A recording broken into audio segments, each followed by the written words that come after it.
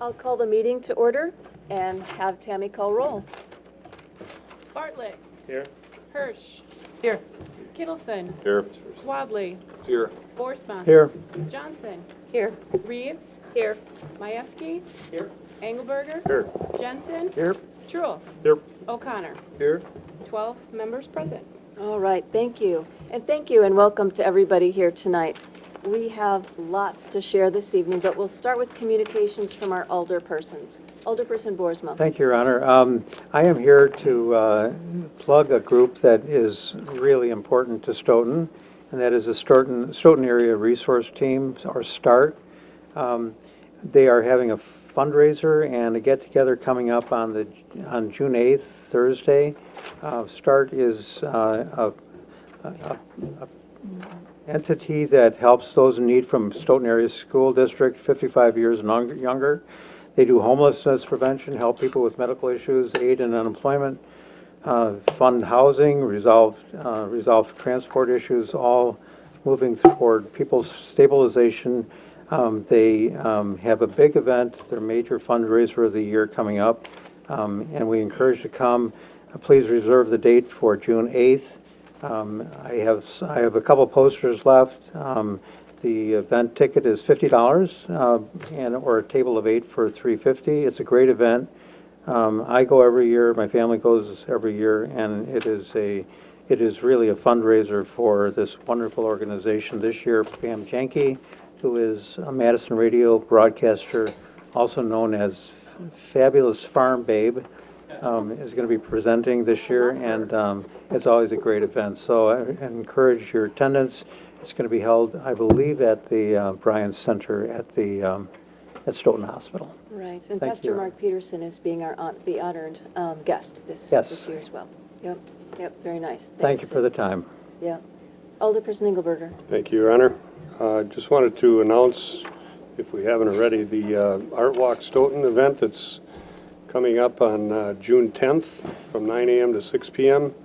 in our downtown arts district. And there's a brochure I left at everybody's table, and we have a bunch of sponsors. We've got about 35 artists that are going to be at approximately 25 locations throughout the downtown area, some shops and restaurants, and we've also, in addition to the art and shopping, there's also going to be music. Sid is a part of it, amongst a bunch of other musicians. There's also some demos and special events, such as pottery wheels speed throwing challenge for pottery. That's also going to be on TV a couple days before the event. There's all kinds of different artists, all kinds of different mediums, painting and photography and fiber arts, and all different types of art events, or of artists that are going to be showing. And we hope to get a big crowd downtown, and it should be really good for the city. So we're hoping, this is the first annual, and it's a one-day event this year. We're going to possibly try to make it into a maybe even bigger event in the future. So just wanted to announce that. Thank you. Very nice, thank you. Further comments or announcements from our alderpersons? Okay, Council President Swadley. Thank you, Your Honor. I just wanted to remind council members to continue to work on your council goals. I'd like to have you turn them in by the end of May so we can review them at the first week in June. We have our Community Affairs Council Policy meeting.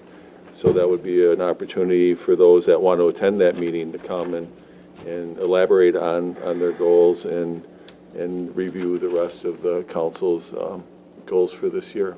Thank you. All right, thank you. Any additional comments? Otherwise, I'll ask you to sit back for a little bit. We have lots of things to proclaim tonight. Lots of things going on. First and foremost, our clerk Kropp, who isn't able to be here this evening, but she's received the Wisconsin Municipal Clerks Association Scholarship, $472 for the Clerks Institute this summer. And that's a full scholarship, so the city won't be paying anything for her to attend the Institute. So congratulations to Lana for receiving that. It's also important to note that May is Building Safety Month. So the Alliance for Regulatory Coordination is joining the International Code Council in observing May as Safety Month.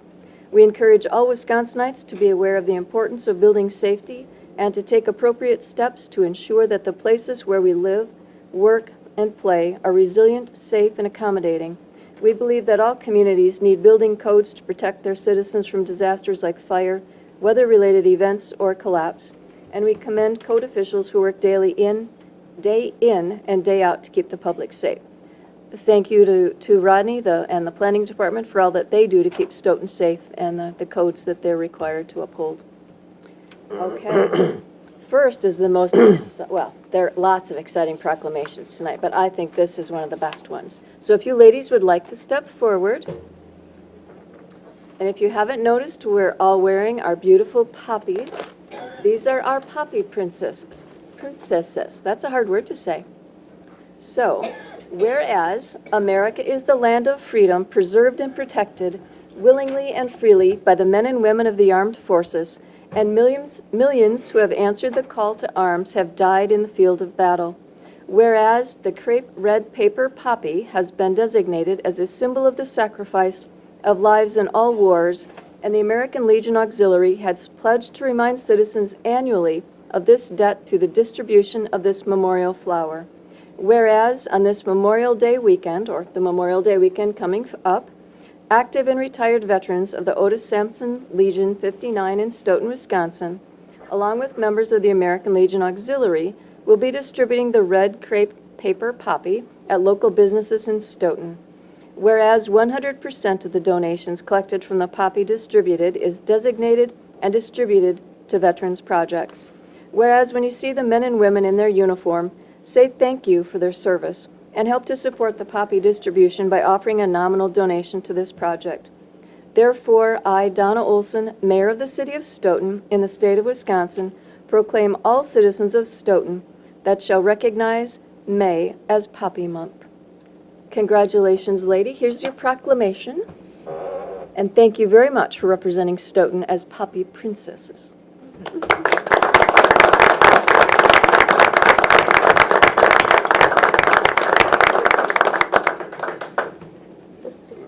Okay, and this is also Municipal Clerks Week.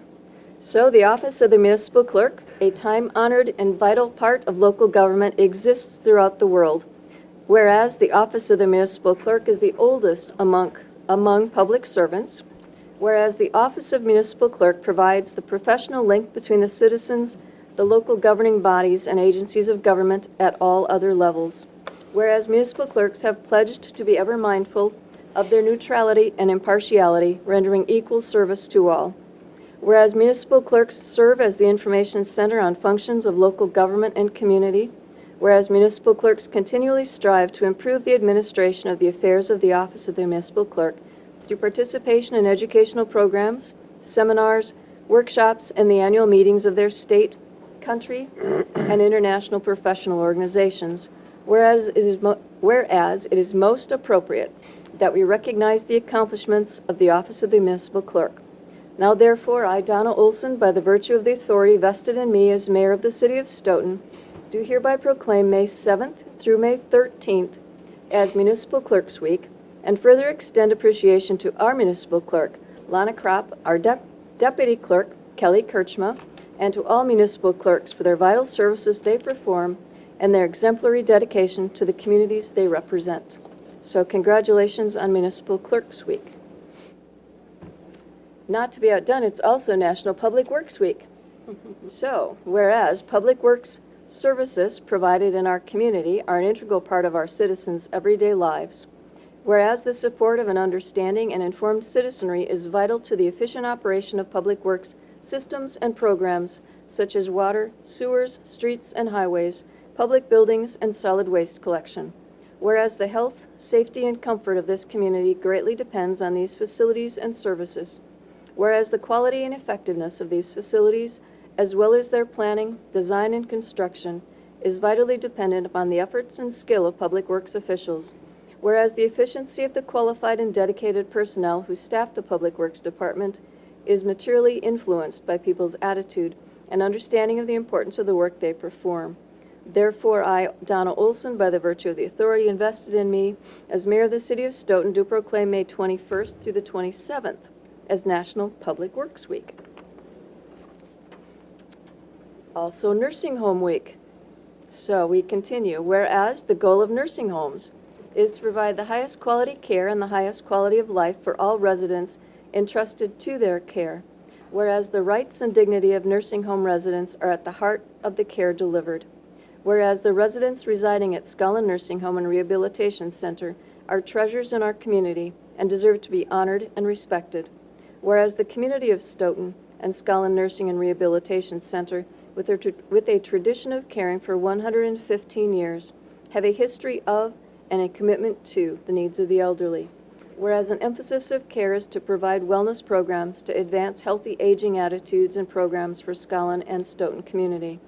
Whereas Scullin Nursing and Rehabilitation Center is one of thousands of not-for-profit providers hosting events throughout the month of May, and as a member of the Leading Age, invites home caregivers to visit nursing homes and benefit from the knowledge and experience of their staff. So this is May 14th through the 20th as Nursing Home Week. Also, Drinking Water Week. So, whereas water follows a natural cycle from earth to earth again, whereas water is a basic and essential need for every living creature, whereas our health, comfort, and standard of living depend upon an abundant supply of safe drinking water, whereas the citizens of our city should have safe and dependable water supply, both now and in the future, whereas we're calling upon each citizen to help protect our source waters from pollution, practicing water conservation, and getting involved in local water issues. Whereas the City of Stoughton has ensured that facilities and systems provide our citizens with safe, dependable water since 1886 to the present and in the future. Therefore, I, Donna Olson, by the virtue and the authority vested in me as mayor of the City of Stoughton, proclaim May 7th through the 13th as Drinking Water Week. We all know what next week is, right? It's Sit in My time next week. So whereas Stoughton, Wisconsin was incorporated as a village in 1868 and as a fourth-class city in 1882, whereas there was an influx of Norwegian immigrants in the area in the 1870s and 1880s because of the inauspicious conditions prevailing in their native country, the wonderful farmland in southeastern Wisconsin, and the jobs provided by the ever-expanding wagon factory. Whereas, since 1868, there have been periodic celebrations held in the city acknowledging the signing of the Norwegian Constitution. Whereas in 1939, there occurred the largest celebration of the signing of the Norwegian Constitution in the city's history. Whereas in 1952, members of the Chamber of Commerce endorsed a small celebration to begin the revival of Sit in My in Stoughton. Whereas the Stoughton Chamber of Commerce organized the celebration in 1953 and has continued to do so ever since. Therefore, the people of Stoughton, Wisconsin, welcome all our friends and neighbors from far and wide to our celebration of the signing of the Norwegian Constitution. Velkommen til 17. Mai, May 19th, 20th, and 21st. I think we did it. So we've proclaimed lots of things tonight. Thank you for hanging in there while we go through all those important proclamations tonight. We next have a presentation by the Stoughton Wellness Coalition. Welcome, Teresa and Mel.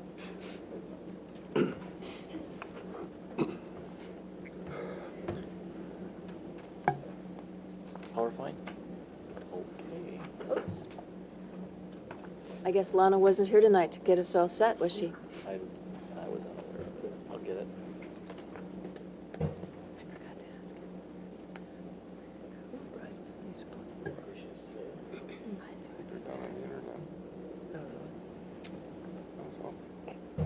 I'm sorry, Teresa. I knew it was there, and Lana's out today, and I didn't follow through on it.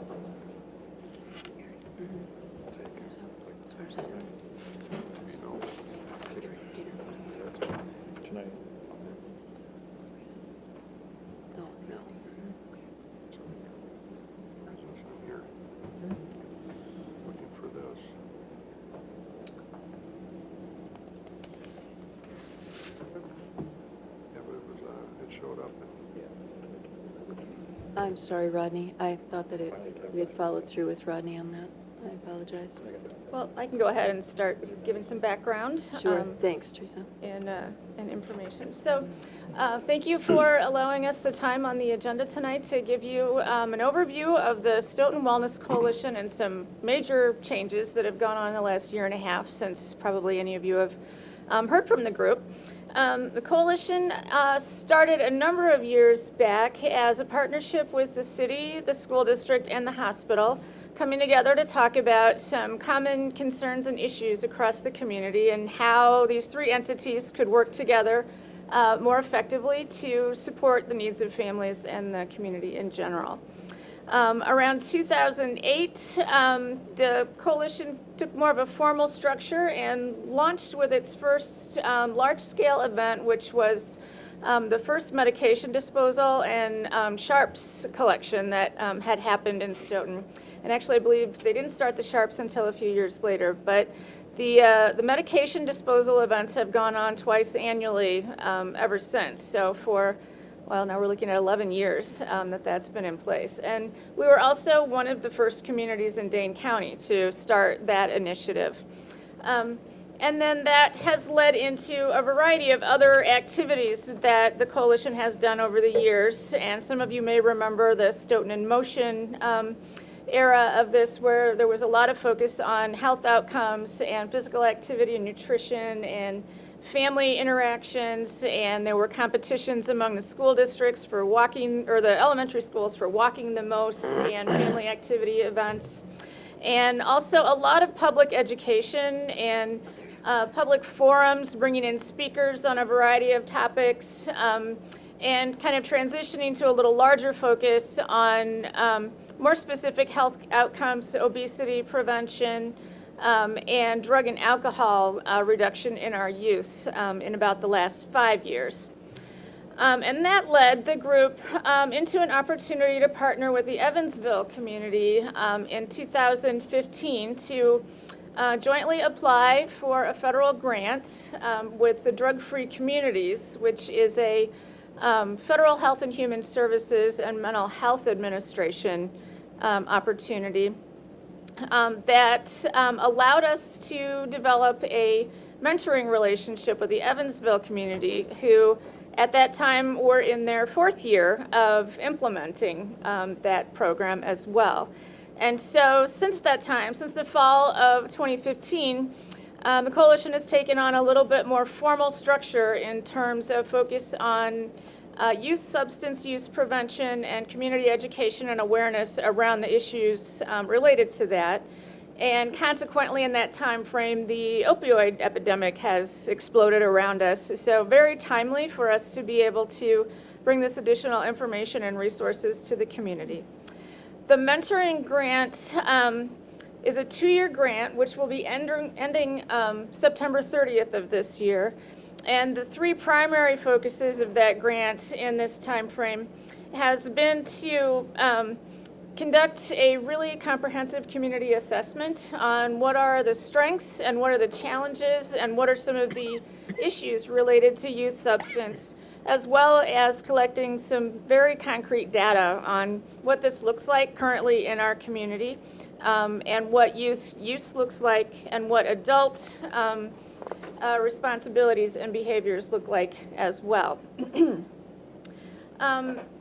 So that piece was coming into play, and at the same time, the second focus was really developing the organizational structure and formalizing the coalition into a more operational, formal structure in alignment to potentially get a 5-year implementation grant and have a board structure and bylaws and mission and vision and all of those pieces in place in preparation. And then the third tier of the mentoring grant has been a lot of training and technical consultation and mentoring from the Evansville community. You got it. Close? Back a few more here. I'm sorry. And I just want to give you a couple of the visuals. Go to the circle diagram. There you go.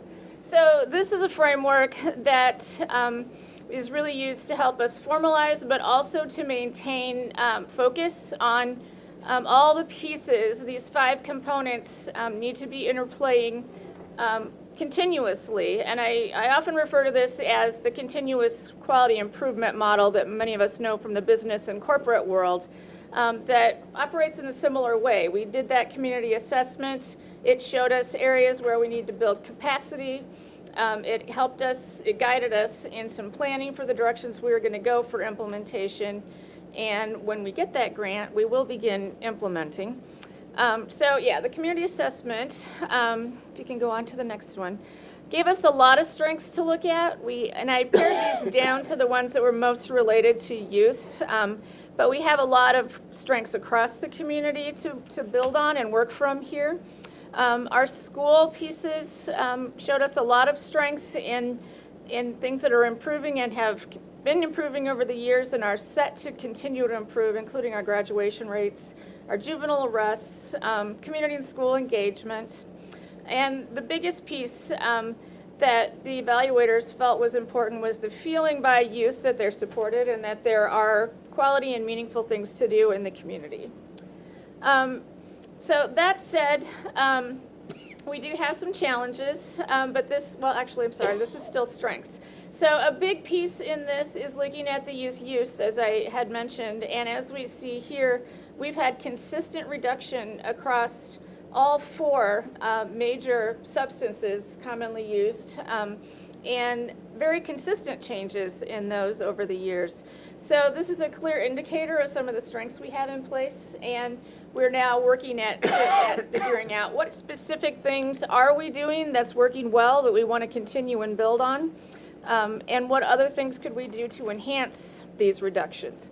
That said, we're still at or above the national average on all of these, but a decade ago, Wisconsin was the highest in the country in youth alcohol, and we've reduced quite a bit across the whole state in that time frame. So, okay, now on to that. So the challenges, and this is the top couple are the biggest in terms of outcomes, and you know this as well as everyone else. Poverty is increasing in our community, and not so much household income change, but the number of children who are experiencing low income and the number of children receiving free and reduced lunch, and especially in the elementary toward the east end of school. Kegonsa Elementary currently sits at 38% of their kids receiving free and reduced lunch. And then the beliefs around alcohol use, and also sort of attitudes that support that are the other pieces that we see here. And then the last one is misperception, and this is a big one. It goes both ways. Frequently people think things are worse than they actually are, or they think they're better than they actually are. And there's real misperceptions from our surveys between adult beliefs and youth behavior. So that's something for us to consider going forward. So the community assessment led us to 2 primary focus areas, and we needed to narrow this down for our federal grant application anyway. We could have 2 criteria, and one of them had to be underage drinking, which in Wisconsin we're lucky because that was easy. It was going to be anyway. But these are our current statistics as of a year ago. February is the last data that we have from high school age. So the YRBS stands for Youth Risk Behavior Survey, and this is a statewide survey that's done every other year in most high schools. And as of 2016, we had 50.2% of our kids reporting that they were drinking under the age of 18. That data changes by age group quite a bit, and we currently have a 20% increase between freshman and junior year. So that 10th grade is a pivotal time frame for kids starting or increasing their use. 30-day use is one of the indicators that we always use. We're at 21.8, which is lower, much lower than it's been in the past, but still higher than national. And then in our community survey, almost 81% of the adults who responded say that this is a major problem in our community. So, sorry. So what we look at in how to change and sustain community impact is what are the root causes that allow that behavior to happen. And these are some of the factors currently in the community. Again, I want to look at the data in the mid-level where it says youth are taking alcohol from homes. We got this in a variety of questions that came back, and youth themselves in focus groups indicating that they're getting it from friends, they're getting it from near peers who are people who are 21, who may or may not be buying it for them, but are providing access. They're getting it from an adult somewhere more likely than they are buying it themselves. Although, we do have a percentage that are buying it themselves with fake IDs, and we have, over 50% of the adults said they don't think it's hard for kids to buy or get served locally as well. Okay. Community norms is the other root cause here, and we do live in Wisconsin, and it is more normative in Wisconsin than almost any other state that we drink. There are very few celebrations, religious occasions, or anything else that we do in Wisconsin that doesn't include alcohol. Anecdotally, I've come up with 2 restaurants in Stoughton that don't serve alcohol, where families can go have a dinner and people aren't drinking at the next table if they don't want to be exposed to that. So, and that's not uncommon either, that this is part of what we do. We eat and we drink, we celebrate, we drink, all those things together. The midline there also is a huge concern, and that is that we as adults are allowing drinking at homes. And, kids are saying that their parents are approving and allowing drinking at home. And so why this is more of a concern is, again, that cultural dynamic and normalness of this. But what we know about kids 15 and under, kids who start using alcohol or other drugs under the age of 15 are up to 6 times more likely to have addiction issues in their future of some sort. And a recent study out of Colorado actually came up with 1 in 4. So that's a big number for us to consider as these kids continue to grow. And a lot of this is based on the brain chemistry and introducing a foreign chemical into a time when brain chemistry is already developing is where part of that addiction and brain disease actually starts. So the age of this and the normalness of the process in Wisconsin and in our communities is part of the challenge that we have to face. Okay, so prescription drugs is the other one. I'm going to move a little more quickly now. Currently, from that youth risk behavior survey, almost 10% of our kids said they're using prescription drugs that don't belong to them.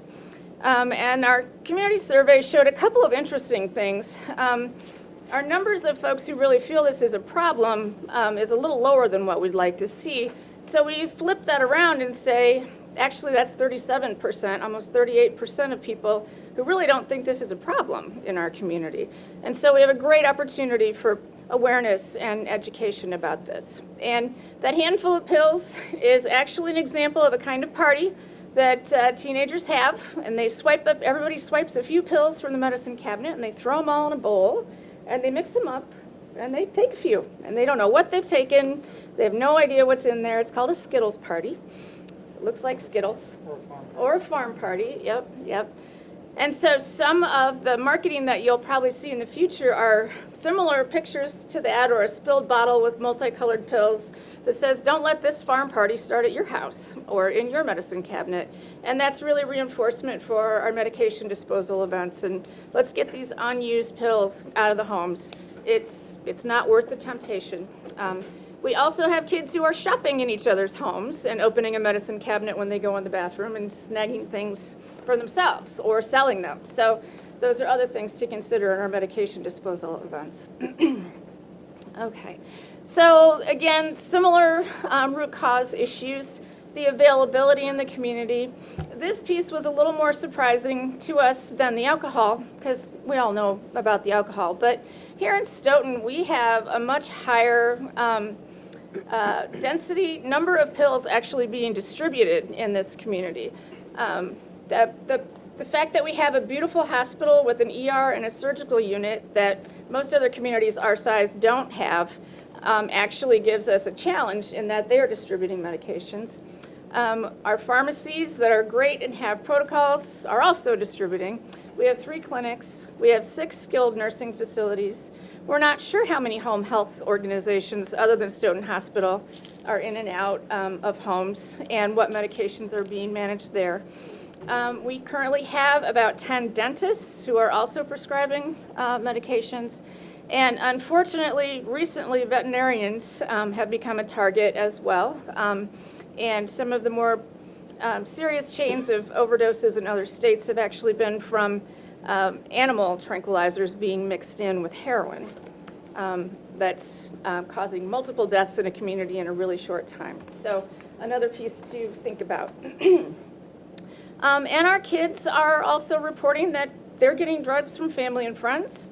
Our focus groups indicated they could get most of what they wanted by the end of the day. They knew who to contact and where to get it. They weren't sharing that, but they knew. And that Adderall, as is marijuana, are really common here in the community to access. Okay, so the pieces we're getting at here is the medications being disposed of properly. So our medication disposal events, the police drop box out front. At our medication disposal event 2 weeks ago, we actually gave every single person that came through a brochure. And the majority of our surveys indicated people weren't regularly using that or didn't know about it. So now they do. They got that information in their hand. Prescribers using best practices is also a challenge, although we're fortunate. Stoughton Hospital has been using a regulated system for about 1.5 years now, and the state mandates now will go into place June 1st. So all prescribers have to enter into a database what they're prescribing and to whom. So one of the common factors that this will impact is Joe Schmo, who goes to Meriter with a migraine and comes here with back pain and maybe goes to Oregon with something else and is seeking those pain medications. And so that will really reduce the amount and the availability for that to happen. And then that bottom component is that we share our pills. We don't want to see each other in pain, and I have that whatever in the cabinet from, when I hurt my back and I haven't thrown it away, and somebody's got a migraine, and so that also is a major issue that we've made a little bit normal. We don't like to have pain in our culture, and we've really been taught that we don't have to have pain, and so if we take a pill, we can fix that. And so those processes and protocols and education pieces are also going to be changing quite a bit.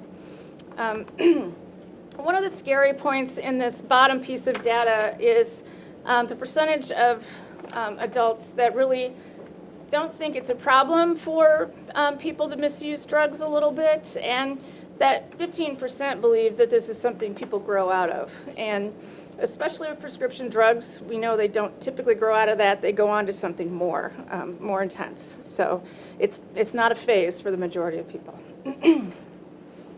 So I'm not going to go into a lot here, but in our grant proposal, we had to incorporate all 7 strategies in how we would implement change in our community. So for each of these criteria, we have several different components that we would include. The top 3 are, the most common that you think of. It's a lot of bringing in speakers, providing training, doing town hall meetings, getting people experience and certifications and additional skills to serve the community. And then as a coalition, providing support and funding and resources and coordination for all of that that would go along. Enhancing access and reducing barriers is really looking at how do we support or provide consequences for what we want to happen, supporting the positive changes and instilling more consequences for what we don't want to see. And then the last 2, the physical design is a lot around signage, it's a lot around lighting in parks, it's a lot around liquor stores, maybe posting 21 to buy, not supply, those sorts of things. Bringing in the date calendar that's digital on the wall in the liquor store, so nobody has to do the math to figure out if this person is old enough to buy alcohol or not. And then modifying policy, looking at what are our ordinances, looking at what's going on in our parks, looking at best practices at state and national levels and how we can orchestrate change more effectively. So we held our first large-scale education and awareness event for youth a couple of weeks ago. And Mel can chime in, and Mayor Olson, if you want to chime in, because you were there. Chief, you also had a lot of people involved in this. So part of our real approach with youth is to try to build more understanding of the impact and the consequences, which is abstract to most of them, and also because of the way their brains are developing, the decision-making and the rational processing and critical thinking really aren't there. And we know a lot of adults in their 50s that never get there. But, you know, for kids, this is a normal thing for them to test around. So we actually were mentored by the Evansville group and also a couple other groups in Rock County that have done these events for a number of years. And so the pretext is to really give them some sort of simulated experience where they have to think through and realize some of the processes that happen. And then they get a post-test. We didn't actually do a pre-test on this one. When we started the planning process, we were going to, and then in the end, it just ended up being a post. But I'll show you some of that as well. So, yeah, let's go to the next one there. So a lot of words on here, but the scenarios they were given were a series. There were 4 or 5 steps, and they just got an envelope with cards in it, and the cards had little pictures on them. And each picture was a station in the consequence pattern that they had to go to. So, you know, student was drinking at the party and got in a car with friends and hit a tree.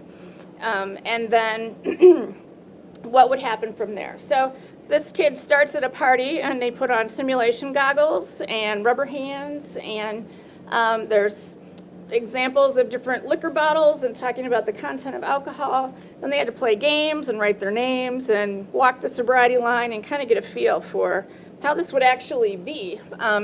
We had one for drinking and we had one for marijuana and prescription drugs, and the simulation goggles are different so that they got a different feel for that. They had to do math problems, different things like that, and they couldn't see what they were doing.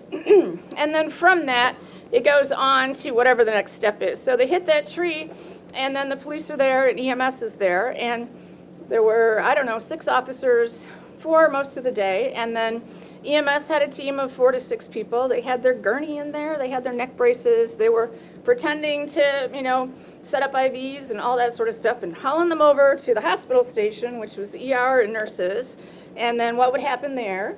And so then from there, they may get AODA counseling, they may have to go to the judge. All of those pieces are set up in the simulation, and they have to talk to an adult who's an actual professional in that role. So we had Judge Rothy there for half the day, and we had the judge from the village of Dunn, and they were talking the way they would talk. The AODA counselor actually did intake forms, gave an outline of the 8 to 10 week class that they might have to take. The police wrote citations and gave them a copy of their citation to leave with.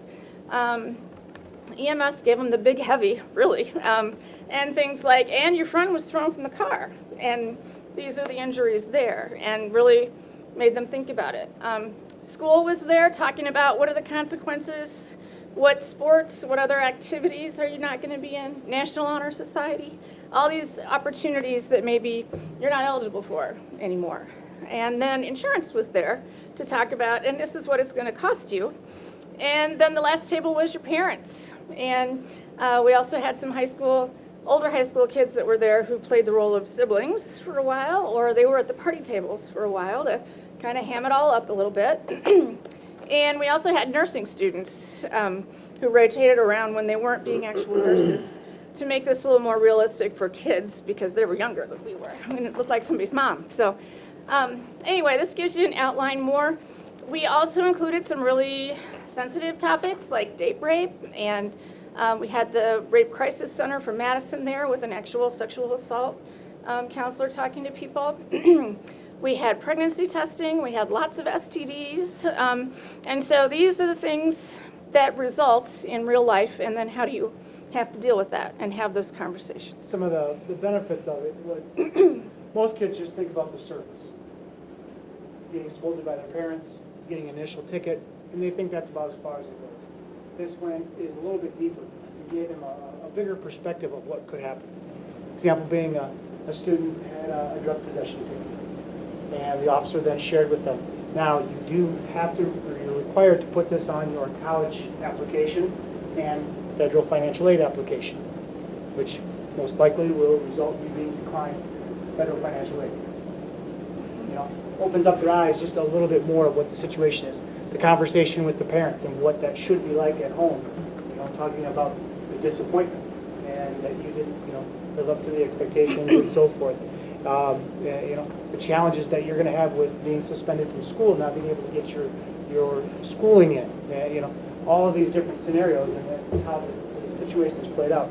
And kids walked out of there with a better perspective of what was going on.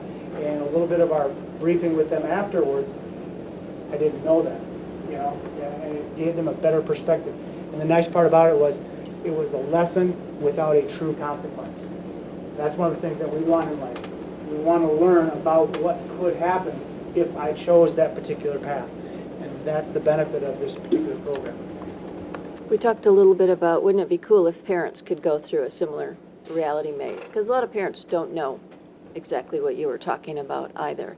Wouldn't it be nice if kids at a younger level, these were all freshmen, maybe in the 8th grade or the 6th grade, you talk about use happening at a younger age. Wouldn't it be nice if they could go through a reality maze, learn more about that, and maybe the parents at that age? Because again, who knew that you wouldn't qualify for that or couldn't then receive those grants or those scholarships a little bit later? Not many folks know that. So it's a great program. Thank you so much for doing it. Yeah. Well, and the sexual behavior, the sexting, which is rampant right now, if you know a kid that has a phone, have a chat with them about pictures. This goes down as a federal offense for a lot of these kids. They are on the sexual predator registry after this. They are eliminated from federal financial aid. They can't live within 1,000 feet of school or preschool. They can't apply for lots of jobs. As a result of that, they can't even apply. So that's another huge piece. If we could just flip quickly to some data on this. So this was the results from the survey that we did. We had a little over like 214 kids, I think, actually completed it. We ran into scheduling with lunch and school getting out, so we missed a few on the survey. But I just wanted to show these last 3 on how people responded. And then the last one, I think, oh shoot, yep, I got cut off. So the blue is 75% on this one. However, we got a lot of feedback on this question and we'll be changing it next year because a lot of kids said, I wouldn't have done this behavior in the first place, so they answered no. Whereas you might be faced with this, and I think a higher percentage are going to be influenced. The other thing we followed up with for these kids was they were all given a handout on refusal skills. On here's the situation, how do you say no, how do you get out of it, and if you can skip to the next one, I had a couple of examples of that. And you know, giving them some ammunition to not be in that situation. You can, yeah, the next one there. And so this is just an outline, it's not all of it that was included. And then the guidance team followed up with these kids in groups afterwards and went through these and talked about the scenarios and the experiences. Okay, thank you for all your time on that. Thank you very much for coming and sharing everything that the Stoughton Wellness Coalition is all about and everything that it's become. We're so proud of watching it grow through the years. Had a lot of community support, and I also just want to do a plug. This event could not have happened. Mel was the major logistics, even the scheduling of 15 kids every 25 minutes all day long, you know, the setup, all of that. Lisa Schimmelfunding was the whole diagram of the floor, and EMS did a lot of planning with that, and the hospital did as well, and I'm not even sure how many officers we had there in and out through the day. It was also the day where we had the gun theft and potential shooter in Janesville, so that was going on at the same time. That all this was going on, and the regional training was happening here where the law enforcement was involved, so. Alderperson Engelberger has a question. Yeah, thank you. I don't have a question. I just want to thank Teresa, and we are very fortunate that we we're able to get these grants and that we have somebody like Teresa that's administering the grants. She's been working with the chief and the Public Safety Committee and other departments of the city. She's also been working with the school board and the hospital and everybody in the community. And what we really need to do as a council is take note of everything that they're coming up with these studies and implement things down the road. Also, I think the school board needs to do the same thing. This is very important stuff that she's doing, and we need to really pay attention to this, so thank you. Thank you. We're just getting started. All right. Thank you very much.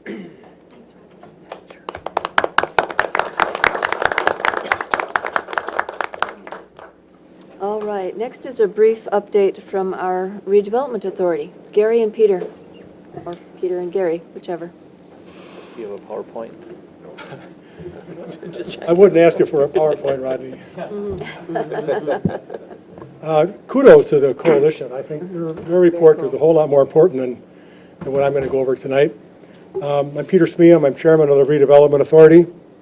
I would just like to give you an update on our reorganizational meeting which took place last week.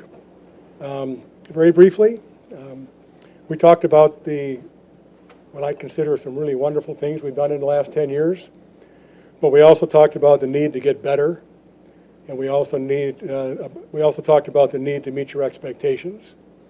So we are committed to improving, and I think you'll hear a little bit about that as I go through some of our topics.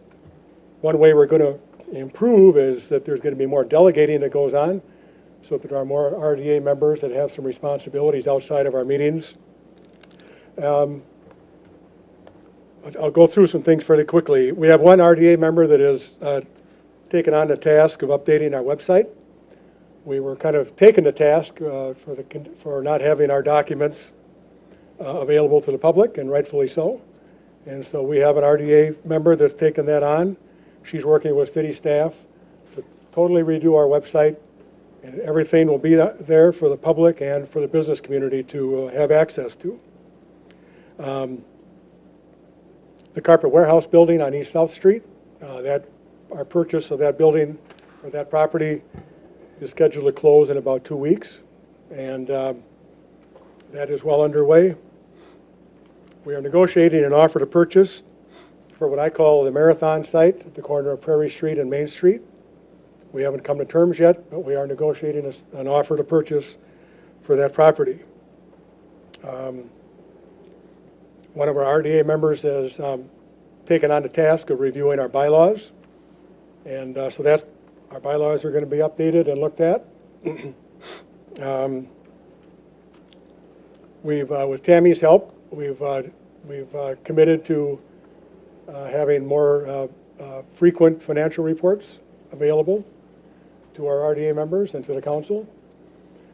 And we've also talked about kind of renewing our outreach with our revolving loan fund, and one of our RDA members has taken that on as his responsibility. So I think we're on track to make the improvements that were necessary. Certainly, we're always open to suggestions and ideas. I know we had a fair number of alders at our meeting last week in the audience. So we're always willing to listen and improve. And lastly, I need to thank Tammy and Lisa for all of their support. Any questions for me tonight? Gary Becker is going to continue with our report. Thank you. Thanks, Peter. I noticed the mayor said brief. Sorry about that, I didn't mean that. But I just have a couple of things to report. One is the design charrette has been set for June 9th, 10th, and 11th. That is the weekend of the art fair, the art walk. So we're trying to see if we can get a booth set up on Main Street to have some activities for the charrette run out of that. The main, on Saturday while the art walk is going on, the main charrette will be, it looks like out of the EMS building on 4th Street. So that'll be running, the 9th is a Friday, so we'll be running Friday, Saturday, Sunday. And then we'll conclude at 4 o'clock on Sunday with a potluck supper for the community. And that'll also be at the EMS building. We've got, we're in the process of getting our bids for demolition of the mill fab property. We had demolition contractors on site today. The request for bids has been published. I think this week is the second week for that publication, and bids are due next week on May 18th at 1 p.m. We'll have a special RDA meeting set for that bid opening. And finally, I'd like to introduce to the council the selected master developer, Mark Giel. Mark, are you still here? There you go. Mark Giel with Tennessee. And Mark, I'll let you introduce yourself. All right, thanks, appreciate it. Thanks, Gary, thanks, Mayor. Thank you, council. Since this is the first time I've spoken to many of you, hello. Over the past year, I've enjoyed getting to know your town, Stoughton, and your community. You have a rich history and culture. I've eaten at the Coffee Cup today, again, and shopped at the Co-op and enjoyed both of them. I've shopped for cookies at Fosdal's, and walked the riverfront at Man Park, usually by myself, and sometimes joined by some kids on bikes. You have a beautiful community. What I want to do is connect two of your biggest assets, Main Street and the riverfront. I've spoken with Gary many times over the past year about how amazed I am that Main Street has survived largely intact. The Opera House, the theaters, the storefronts. As you know, this doesn't happen in most towns. When the malls came in the 70s and 80s, most main streets were gutted and their historic charm, but what you have here is akin to Bayfield, Fish Creek, Egg Harbor, and perhaps even more authentic. I know many of you here fought hard over the decades to preserve Main Street, and for that I say thank you. It makes what we're going to do next possible. What is next? Brownfield redevelopment is not easy. It will take a decade to fully realize our shared vision of an open riverfront community with walking connections to Main Street. But when we're finished, the businesses on Main Street will be stronger, there'll be new ones, and the community will have a new appreciation for the waterfront. I need you all, everyone in this room, to champion this project.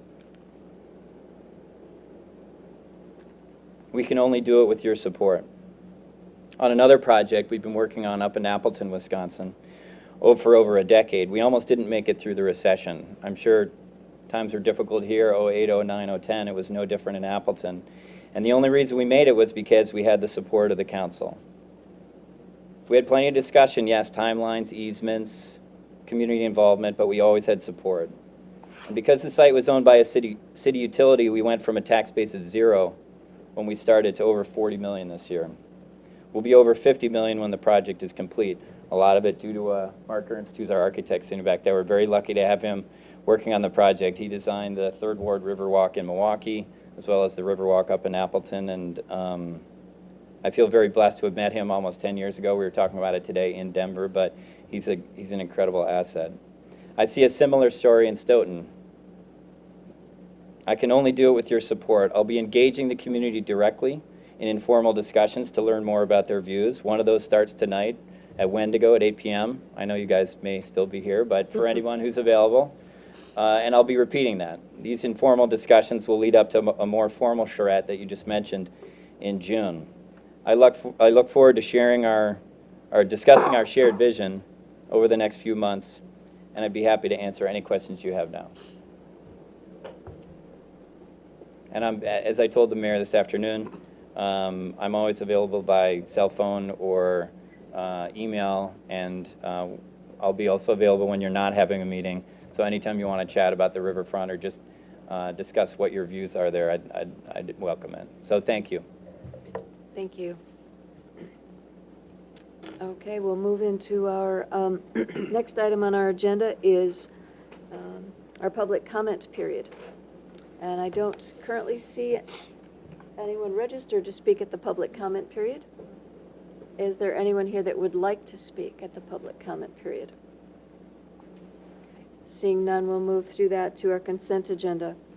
Our consent agenda tonight consists of the April 25th Common Council minutes, the January 26th Committee of the Whole minutes, the April 20th Committee of the Whole Board of Education meeting minutes. I would enter. It's a motion by Jensen. Is there a second? Second. Second by Truel. Does any alderperson wish to remove an item from that consent agenda? Seeing none, All those in favor, aye. Aye. Opposed, no. Motion carries. Old business begins this evening with Resolution 44 of 2017. This comes from our Finance Committee. Alderperson O'Connor. Thank you, Mayor. Resolution 44, 2017, a resolution approving a borrow agreement relating to the development of land in Business Park North. Finance Committee met tonight and approved it 4-0, and I move approval. It's a motion by O'Connor. Is there a second? Second. Second by Swadley. Alderperson O'Connor. This is out at Business Park North with the NAFA property or development, and it's essentially allowing them to use the dirt that we need to get rid of. Thank you. Council President Swadley. Thank you, Your Honor. There was just one minor change, and that was the change in the name of the of NAFA to NAFA Property LLC. So I wanted to make sure that that was included in the motion. Thank you. Comments or questions regarding Resolution 44? Alderperson Bartlett. Yes, just one question. This was a planned water retention area where they're taking the dirt? That's This wasn't correct. made for this purpose, just for them to use or anything like that, right? This is a regional facility that'll service more than just this property. It's part of the industrial area that we're providing the regional detention. Thanks. Thank you. Further comments? Alderperson Johnson. Thank you, Your Honor. I just have a question. This is old business. Did that appear prior on the council at one time? Okay, I must have missed it somewhere. It appeared at the same time as the land agreement and some Okay. others, and it was one of those things that just wasn't ready. All right, thank you. Never came back. Thank you. No worries. All right, we have a motion by Alderperson O'Connor to approve Resolution 44, 2017, with the change to the North American Fur Auctions to the updated title, and I won't pretend to say it because I'll say it wrong. And a second by Council President Swadley. We'll vote by roll call. Surprised you. Sorry. Hirsch. Aye. Kittleson. Aye. Swadley. Aye. Boersma. Aye. Johnson. Aye. Reeves. Aye. Majewski. Aye. Engelberger. Aye. Jensen. Aye. Truul. Aye. O'Connor. Aye. Bartlett. Aye. Passes on a 12-0. Right, thank you. New business begins this evening with Resolution 64 of 2017 coming from our Finance Committee. Alderperson O'Connor. Thank you, Mayor. Resolution 64, 2017, authorizing the issuance and sale of $7,660,000 general obligation promissory notes, Series 2017A. The Finance Committee met tonight, recommended approval unanimously, and I so move approval. Motion by O'Connor. Is there a second? Second. Second by Majewski. Alderperson O'Connor. This is the promissory notes for a variety of purchases, property. Joe Murray here is ready to talk to us from Springstead, outlining the results of the bid today. Welcome, Joe. Good evening. Yes, I'm Joe Murray from Springstead. Proud to be the city's financial advisor. At your places this evening, you should have found a blue document that I'd like to speak to. Yes, as part of the ongoing planning to finance your capital improvement program for the summer, as well as stormwater improvement projects and the TID extension, road extension project, we did pull together a promissory note issue for $7,660,000. As part of that process, we did go through the Moody's rating, bond rating process. I'm pleased to tell you that your AA2 rating was affirmed. That's the third highest rating that you can achieve. It's a very strong rating for a community your size. It represents your proximity to Madison and its economy, your healthy reserves, your rebounding tax base in the community, as well as sound financial operations. I believe you did receive the Moody's report in your agenda packet over the weekend. If you may want to take a look at that. One of the things that has been asked by the council in the past has been about your debt burden. It does note an above-average debt burden for the city based on comparing it to communities your size. However, that's offset by your rapid repayment. The city primarily issues 10-year promissory notes, so 94% of your debt will be paid off within the next 10 years. So by paying it off rapidly, counteracts the amount. Based on the strong rating, today we did receive bids on the sale of the 2017A promissory notes. We received 6 bids. They were very competitive. Of the 6, 5 of them were within 7 basis points, and all of them were within 12. I usually look at how many are within 10 basis points to get a good idea of competition. This being very closely bunched together is strong. If you look at the blue sheet, this is the bid tab. If you look at the second group of numbers, call that the cover bid or the second place bid, and you'll see that it came in less than 1 basis point higher than the low bid. A basis point is 0.01%. Even if you were to select that, the increase in cost by being off is only $3,400. So that shows that there were a lot of interest and a lot of competition in buying these bonds. I'm also pleased to let you know that the low bid came from BOK Financial, that's Bank of Oklahoma, at a true interest cost of 2.0194%. We were projecting it would come in closer at 2.4%. The net result on your net interest cost will allow the city to save over $100,000 from what we had been projecting it. Based on the bids being competitive and received, I recommend you award the sale of the 2017A general obligation promissory notes in the amount of $7,660,000 to BOK Financial for a true interest cost of 2.0194%. There was one other thing I wanted to note. One of the purchasers, as part of the Bank of Oklahoma, one of the investors that bought a lot of this, or will be buying it from Bank Oklahoma, is McFarland State Bank. For those members of the council that recall, it was a few years ago they bought the note anticipation notes for Kettle Park West. They wanted it to be noted that they are being another large investor of the city's debt this time to show that they are making a commitment and trying to reinvest in the city of Stoughton. I just wanted to highlight that. And with that, I'd be happy to answer any questions you may have.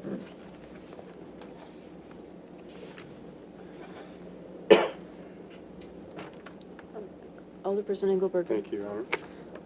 You just mentioned a 7.9 million figure.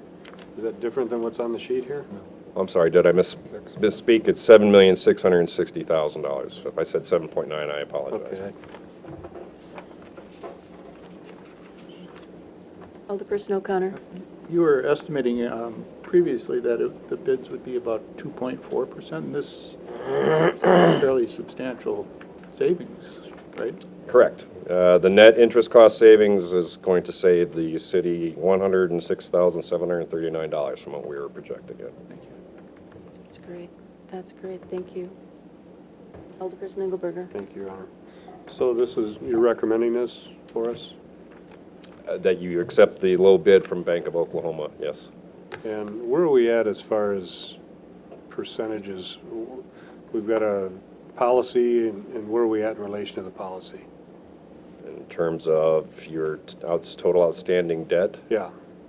Hang on just a second. I think the last time we Tammy has that. talked, it was about 2.5% with this borrowing included. That was the estimate. And what is our policy? Our policy was changed, our direct debt burden ratio was changed from 2.32 to 4%. And the And that can be up to Finance Committee. 5. I'm sorry? That can be up to 5%. That can be up to 5% according to the state statutes. And I know that Finance Committee was planning to review the policy in the near future. Okay. You're happy with it? Mm-hmm. Thank you.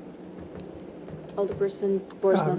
Could you just state that again? I think you were looking for a motion that the city accept the low bid of Bank of Oklahoma for, could you just restate what your recommendation was again?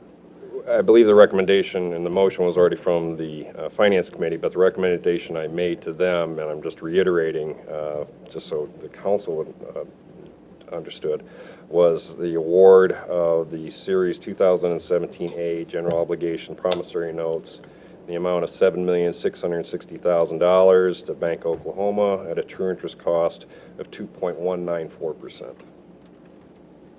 Okay, so I will make that motion. 2.01. I'm sorry. Yep, we currently have a motion by Alderperson O'Connor, second by Alderperson Oh, he's Massey. already done it, okay, sorry. And if we're prepared, we'll go ahead and vote by roll call. Actually, I have a question. Yes, Alderperson Kittleson. Looking on the white sheet here. So in 2018, our principal dollar amount that we pay is $235,000, and then in 2027, our principal payment is $1.2 million. Your principal payment your principal payment in 2018, it's the second white page in the packet of materials that I gave you. Your principal payment in 2018 is $235,000. You're correct. And the final payment in 2027 is $1,205,000 in principal. And I would have a question for, how does all this build up to the other borrowing that we're going to do in the coming years? And how do we come up with $1.2 million to pay that bill? That's something that we'd have to, go ahead. No? When we developed and looked at your capital improvement plan, we did modeling out based on your future you're borrowing all the way out through the 2021. The reason this has larger principal amounts in the out years is that you'll be paying off existing bonds and debt so that you'll have capacity. I could pull up the exact numbers, but the goal was to try to get it up to a level model of annual debt service so that your tax levy impact would be minimized. And this was building it up based on your borrowing plans for the next 4 years. Borrowing plans for the next 4 years when this goes out 9 years. So we don't know what we're going to see after that 4th year. It's based on your current capital improvement plan. I don't know what projects you're going to have after that. I think in last September, when they were discussing capital projects for 2017 and 18, you combined them, and that's what this 2017 series is. So that in 2018, you could go out and borrow for a public works facility, approximately $8 million, and then also looked at including capital improvements for 19, 20, and 21, and I believe it all came to about $6 million. Now, those are all estimates because nothing had been finalized, but that was in order so that Joe could give us a picture of what the long-term results would be. Okay. And we are paying down, I want to say, about $2 million every year as well. But, I mean, I think there's a lot of concern in this room of all the money that we are borrowing. And we keep creeping up, and then what are we going to do when we really need it? Is it going to be there? We're going to have a chance to do that then. That's a very good question. Council President Swadley. Thank you, Your Honor. Well, I think that is an appropriate question, and that's why at the last meeting, when we had the discussion and made the motion to raise the policy, we took a conservative approach and went to the 4% instead of the 5%, which will force us to come back to the Finance Committee and have these types of conversations. Hopefully, it'll be at the next meeting. I'm not sure what the agenda is looking like, but we certainly need to, dig a little bit deeper and project out what our commitments are, what our options are, because if we can only go to 4% as of right now, and if we feel a need to go higher than that, then we're going to have to come back to council and change that policy again. So that'll give us an opportunity to have a deeper conversation about the concerns that you and others have. Thank you. Alderperson Hirsch. I don't know if Tammy or Joe can answer this, but with all our borrowing right now, what is the total principal we're paying per year? I mean, is that similar to the 1.2 million that we'll be paying into 2027? Because you said that we have things falling off. So would our actual principal payment be almost the same through the next 10 years? Or, with all the debt, because things are falling off, are we actually going to be bumped up that high? You're actually paying off more debt in the early part so that you have capacity. When I was before the council and the finance committee back in April, and we went, you adopted the final project amounts, I presented a memo, and based on the modeling we had at that time, it did include this borrowing as well for the capital improvement portion. Those are the items that are paid for by your tax levy. The stormwater component is paid for by your stormwater utility, and the TID extension and TID 6 is paid for by the TID increment. So the tax impact model we had was for this borrowing in 2019, borrowing approximately $2.235 million for CIP. In 2020, $1,870,000, and then in 2021, $2,235,000 again. Based on the model, it was to get the city's tax levy for debt service at roughly $2.5 million. And that holds steady starting, based on the modeling we've done, starting in 2018 all the way out through 2026. And that's when the existing debt starts to fall off based on the model. So that in 2027, it drops down to $2 million. In 2028, it's $900,000, so that you will have capacity in the future years for additional borrowing for other projects. We will just wrap it and model it such that we'll try to keep your tax levy at roughly $2.5 million a year. Based on the schedule, general obligation principal that's being paid off, in 2018, you're paying off roughly $3.2 million in principal. In 2019, it's $3.25 million in principal. $3.2 million, $2.3 million, $2.27 million. So you are paying off more principal in the front years, such that the large principal amount that you're seeing in 2027 was factored into the modeling so that it'll try to have a level overall tax impact. You still have the impact coming for the DPW yard, which is going to be a much larger borrowing at roughly $8 million. The plan that the council and we've been modeling was anticipating roughly an $8 million issue, and doing that over a 20-year period with level debt service. That'll be about another $550,000 a year in tax levy. But that would start coming on, borrowing in 18 and starting to pay for it back in 2019. Alderperson Boersma. Thank you, Your Honor. I just have a quick question, because I really don't understand this. Who makes a determination about paying it off quicker? Like you were saying, we're paying off more and at a faster rate. And how do you make that decision, or who makes that decision? You do. The council Okay. does. Council does as part of the structuring, and when I've been presenting the modeling and giving you the overall projections, it's been based on this modeling. Starting with the meeting back at the CIP committee in September to present the preliminary numbers at that time. The numbers increased for additional borrowing plans, the projects that came up between September and April. That's when I was before you again to talk about the final borrowing amounts, and we modeled it again based on the higher projects that you were anticipating.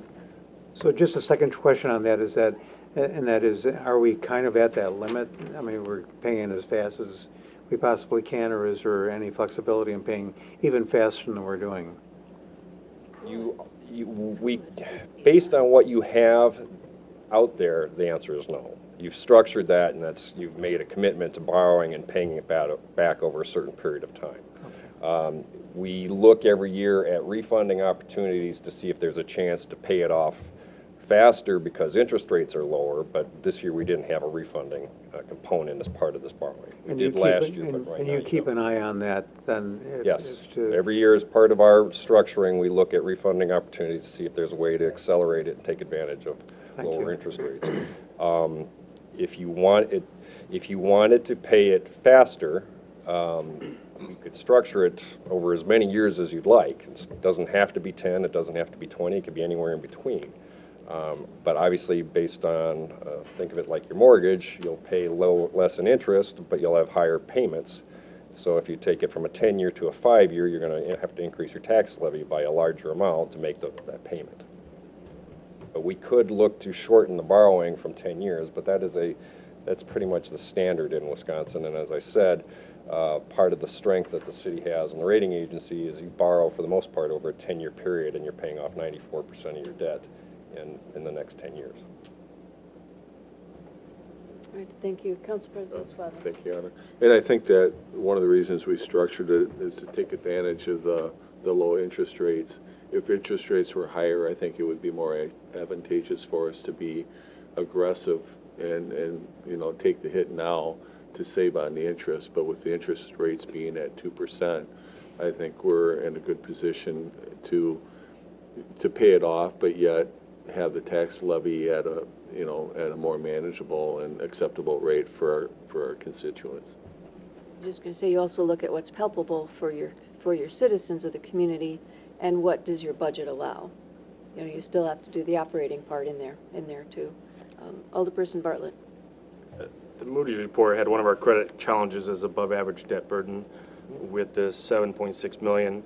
Do you see any idea if that will change if we go forward with the $8 million next year? Would our credit rating be any different? Any idea, or a lot of market conditions, I guess? It'll be a snapshot that'll have to be taken next year. Yes, by going out longer, as I said,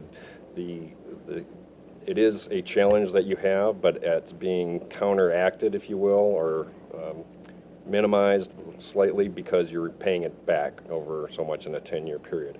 When we do 20-year bonds, if you do 20-year bonds for the Public Works yard, that'll increase that percentage that'll be out there, but it won't be, I haven't done the math, but it will still be around 85% is my guess. That'll be paid off in 10 years because we'll be looking at level debt service for the Public Works yard.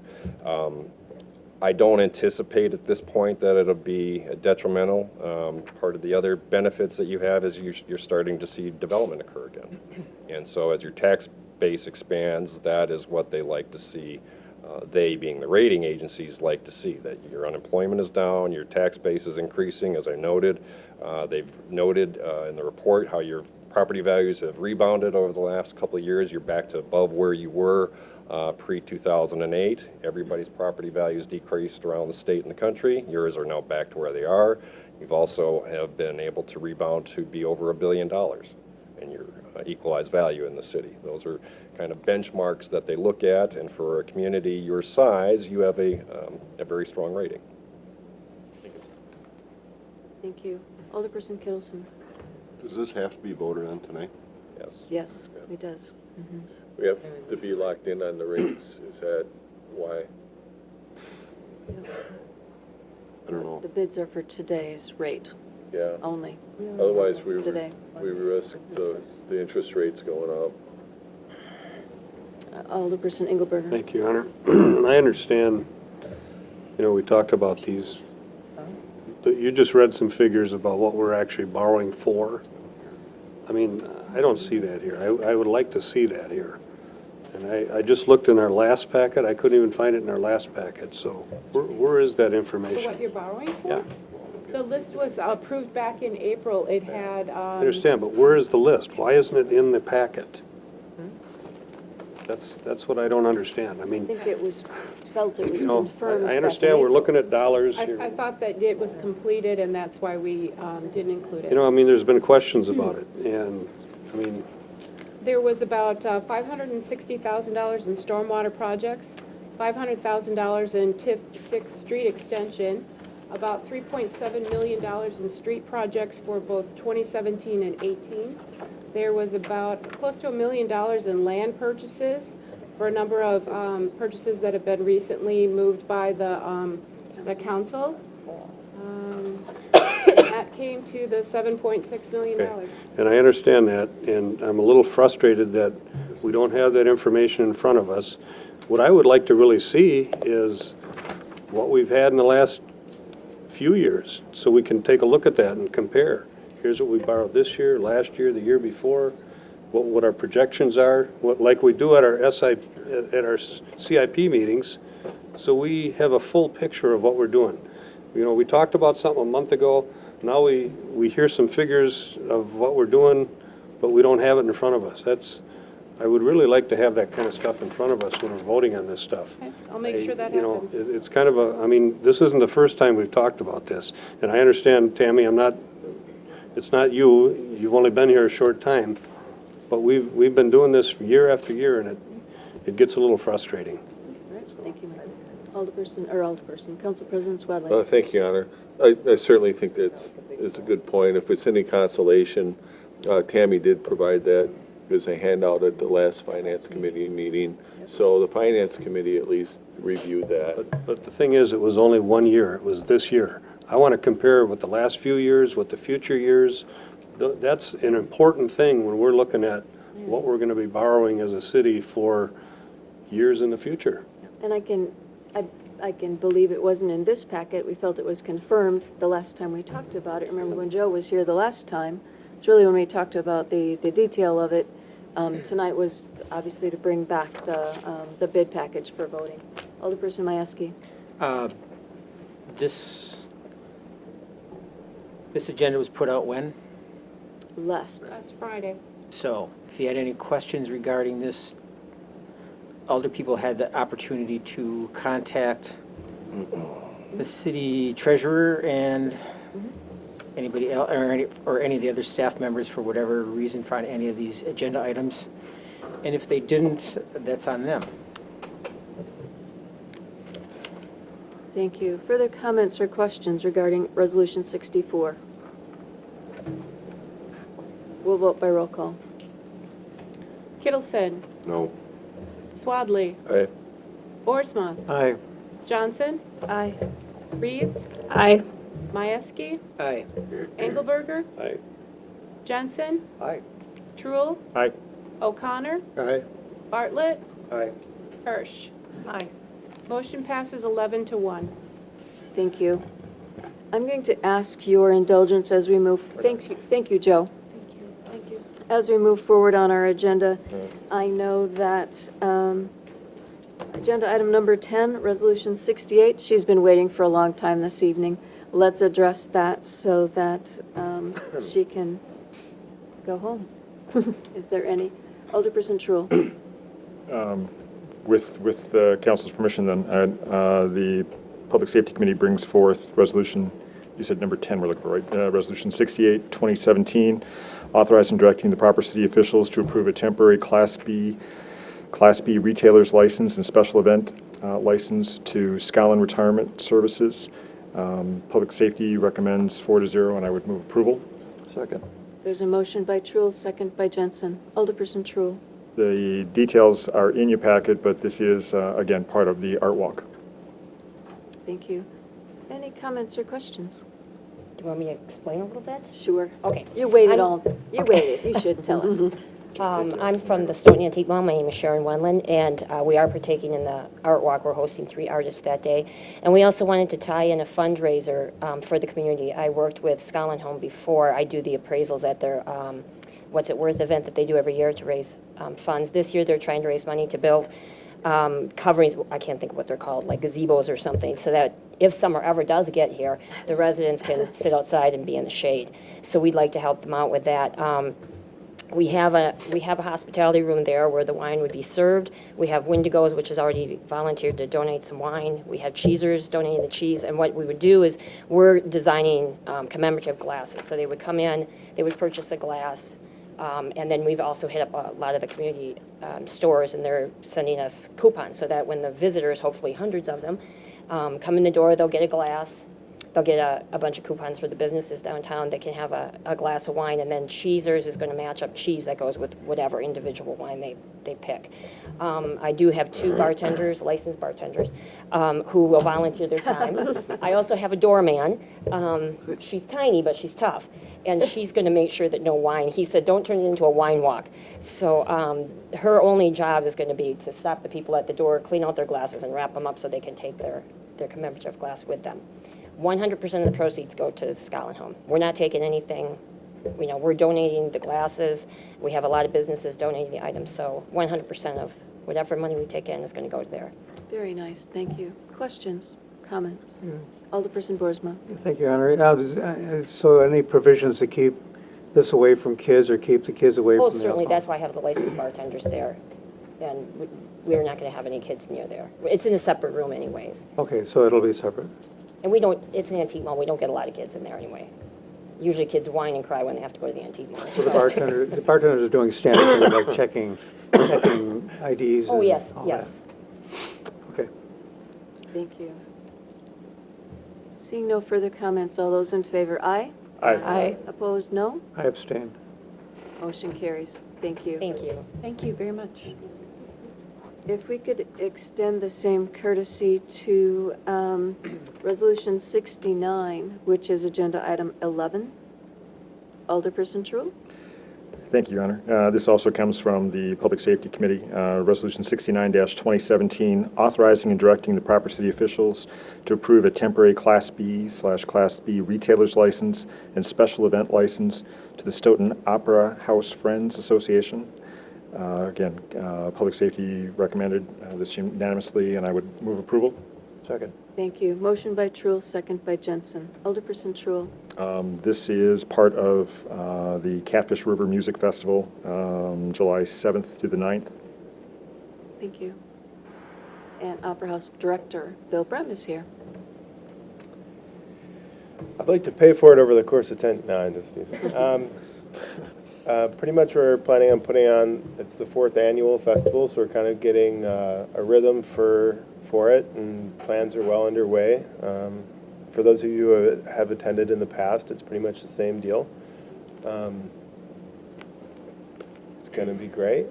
And the fireworks are syncing up again with the ones that'll be on the Sunday on the end of the fair, which we think is a nice relationship between the fair and the music event too. So we decided to go with that week. I initially had thought I was going to do July 1st, 2nd, 3rd, and 4th, and do a 4-day music event, and then people started giving me funny looks like I was crazy, so I guess they're right.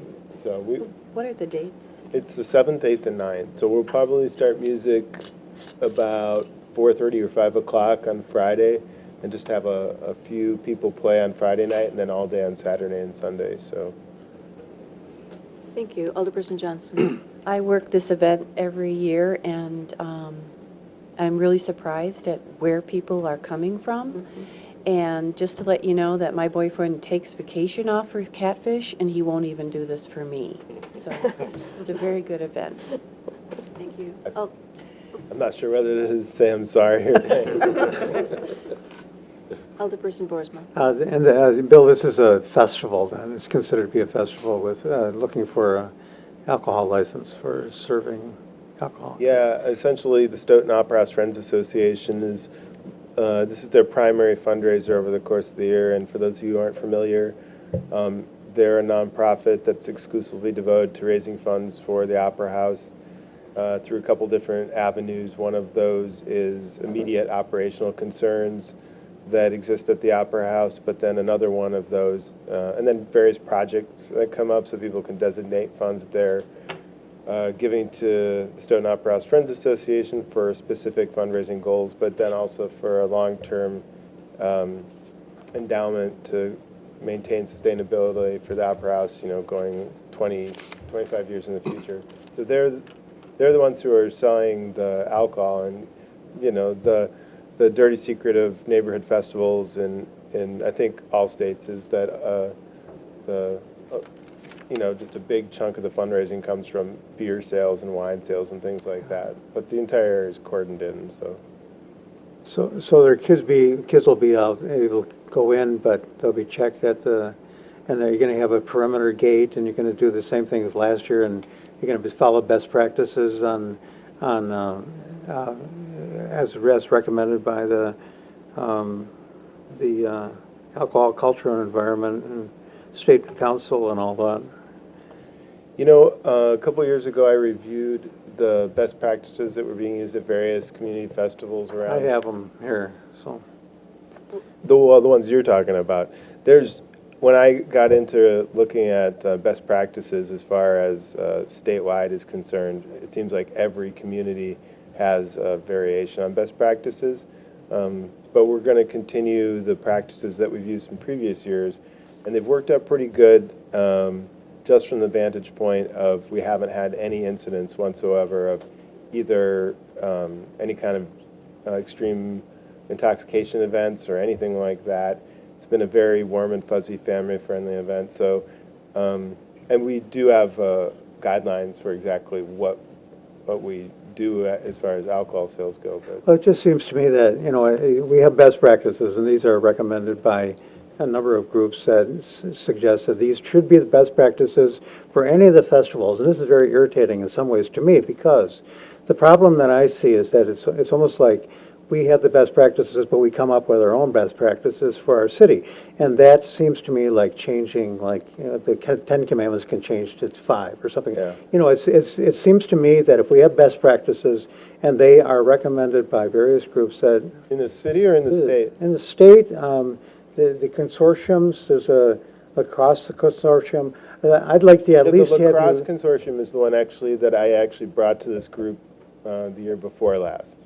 Okay, there are about 5 or 6 that I think are not followed. So I think, the amount of beer... That's from the lacrosse one or from... The amount of, well, this is, yeah. Sounds like there's 4 or 5 Best ones practices for festivals come from 2 sources. The first one is the ACE report, Alcohol, Culture, and Environment, published by Wisconsin State Council on Alcohol and Other Drug Abuse in April of 2010.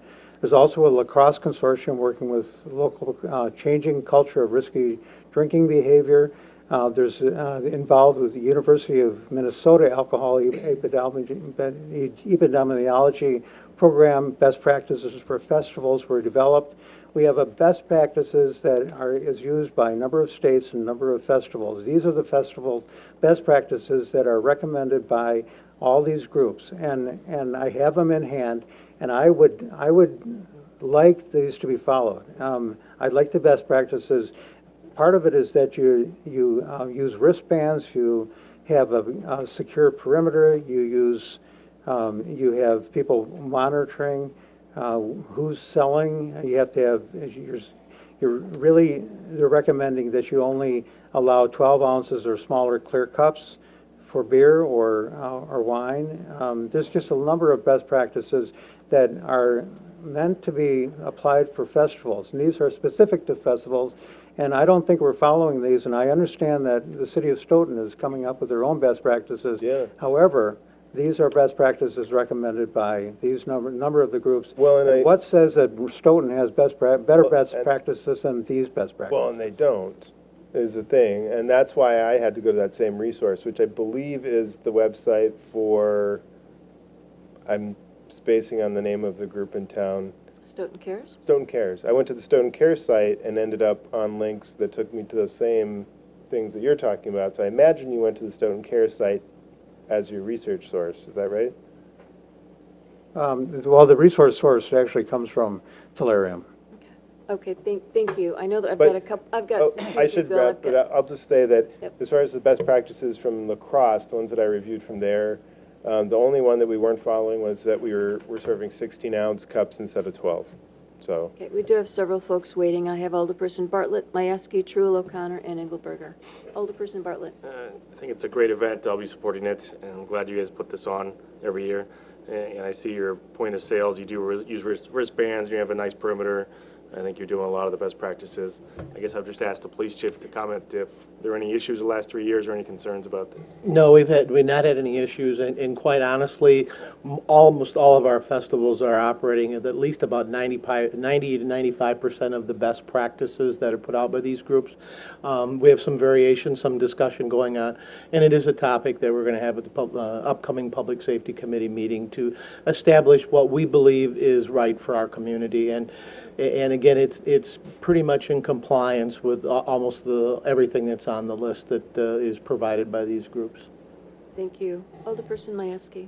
I have 2 questions. Bill, you had no incidents last year, and you're going to use the same practices this year? yeah, it's the same as last year. Or same as the first 3, so. Attaboy. Yeah. You know, if it's not broke, we're not going to try to fix it. I don't see any reason to change anything. Alderperson Truill. Thank you, Your Honor. And that was going to be, what the chief commented was going to be my point. Public safety will be continuing to look at this and said, we are working on trying to come up with municipal best practices. But again, I think this has been an outstanding event over the last few years, and the chief and the department did review the applications, and I think the Public Safety Committee is, again, unanimously in support of it. So I would encourage my fellow council folks to vote in favor. Thank you. Alderperson O'Connor. Well, a lot of my talk was already mentioned, but I think to force Bill to come up with a response to best practices, where there's best practices, essentially any group that wants to have a best practice would not have a focus by what we'd want to do at the Public Safety Committee, I think is unreasonable. Thank you. Alderperson Engelberger.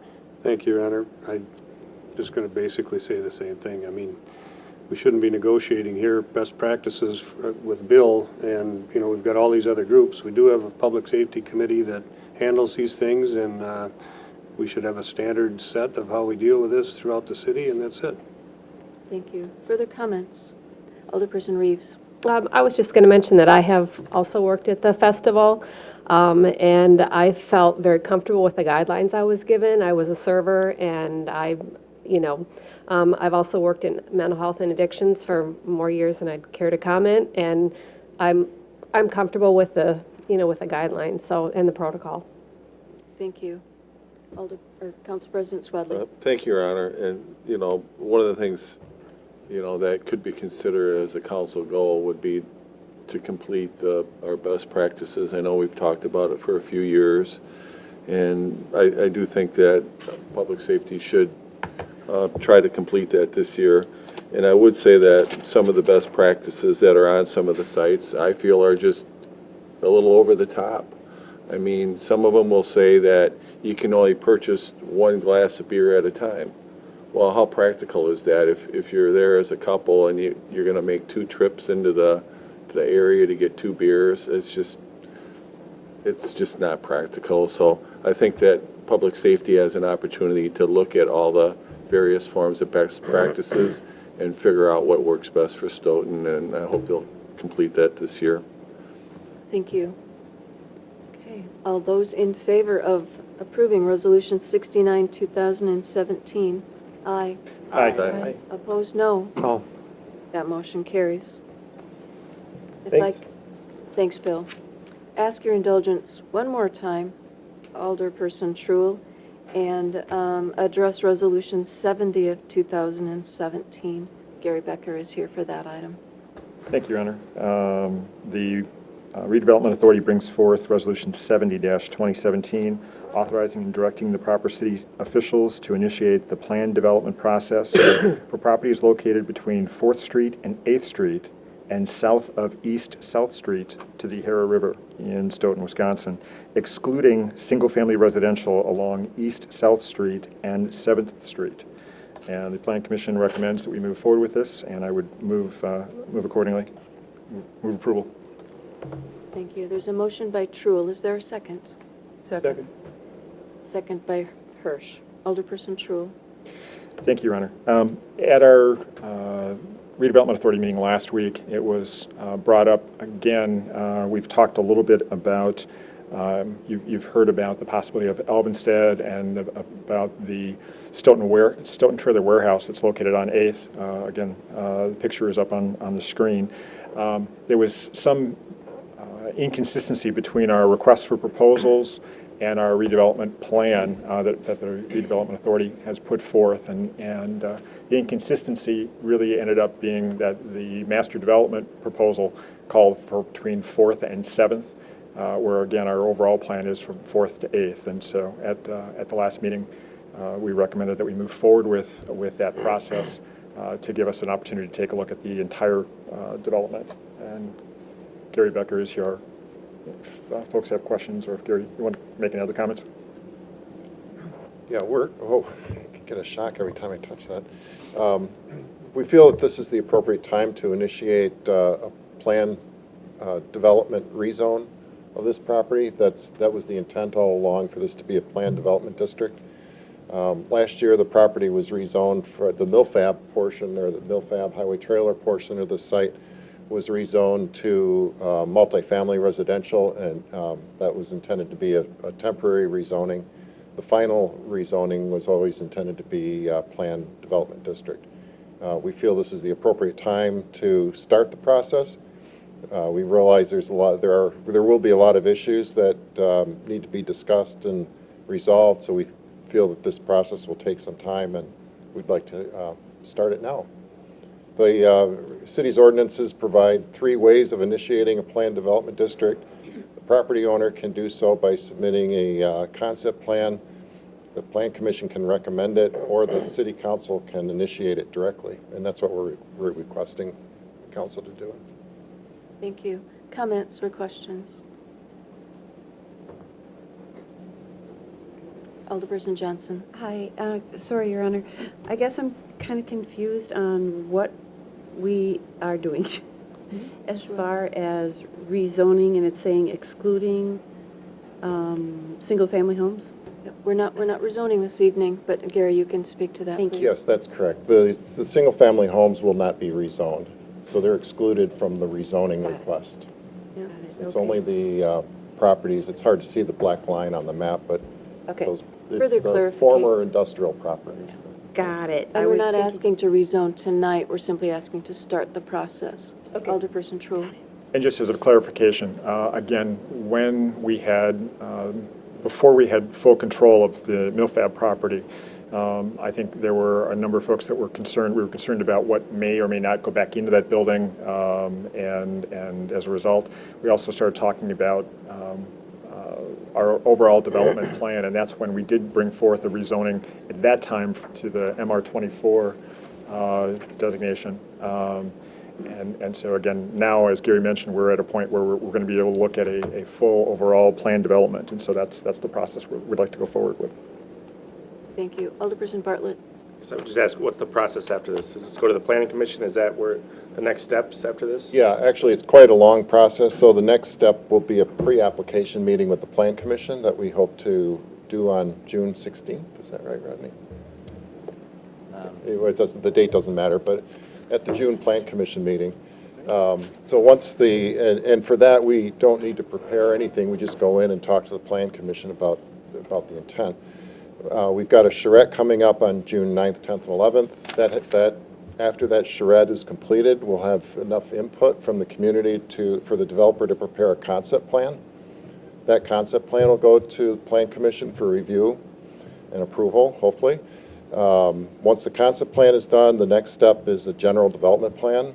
That gets reviewed by the Plan Commission, but then it comes to Council for approval. Once the general development plan is completed, then a specific implementation plan has to be prepared, and that goes to Plan Commission for review and approval. Once that's done, then the developer will have entitlements to develop the property. Thank you. Thank you. Attorney Dragney. Did you have a comment? No? Gary did it. Gary covered it. He covered it all. Council President Swell. Thank you, Your Honor. So, refresh my memory, did we rezone part of this already before we? From 4th to 7th and south of South Street. Okay. To MR24, multifamily. Okay. And so this is going to give us more flexibility? Is that the main reason for? Yes, and also it is, again, adds the extra block to 8th Street as a part of it. So it's the entire development that you see there. Okay, thank you. Okay. Attorney Dragney. As Gary said, the MR24 zoning was really intended as a temporary interim zoning. I think that there was an expectation that to accomplish the kind of development that is under review here, planned development zoning is almost certainly going to be required. Thank you. Thank you. Planning Director Shield. There was also concern about the vacant tenant and how that property might be repurposed. Right. Sort of a placeholder.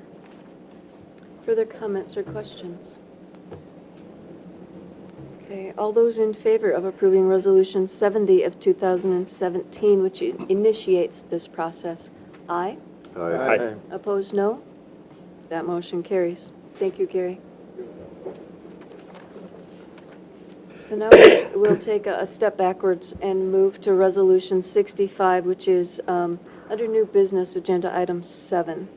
Resolution 65 comes from our Finance Committee. Alderperson O'Connor.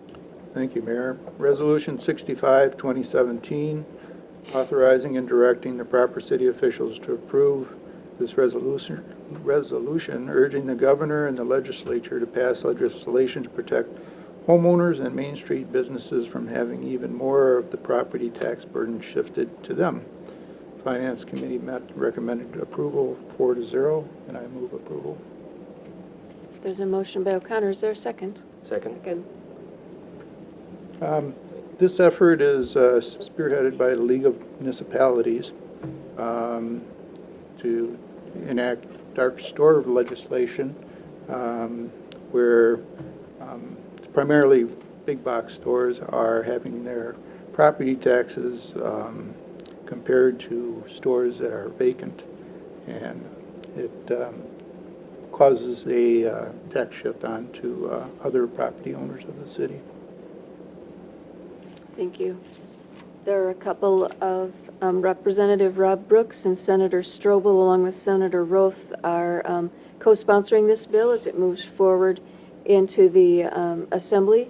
And the League of Municipalities has asked municipalities like us to get behind them and support the resolution against dark stores. Alderperson Bartlett. I am going to support this. I just would ask any ideas, anyone made motions or intent to do this in town yet? Any of the big stores or anything? Not that Not we're in aware Stoughton. of. No. The main folks that are doing this at this time are Walgreens, Just that one in Madison? Menards, Or a lot of other Walgreens places? throughout the state. Matt can, It's really two separate issues. Walgreens advanced a kind of unique theory of how its property should be assessed, separate issue from the dark store theory. The Walgreens theory was accepted by the courts, and so this one piece of proposed legislation would kind of reverse that. And basically, the Walgreens theory, if you're curious, is that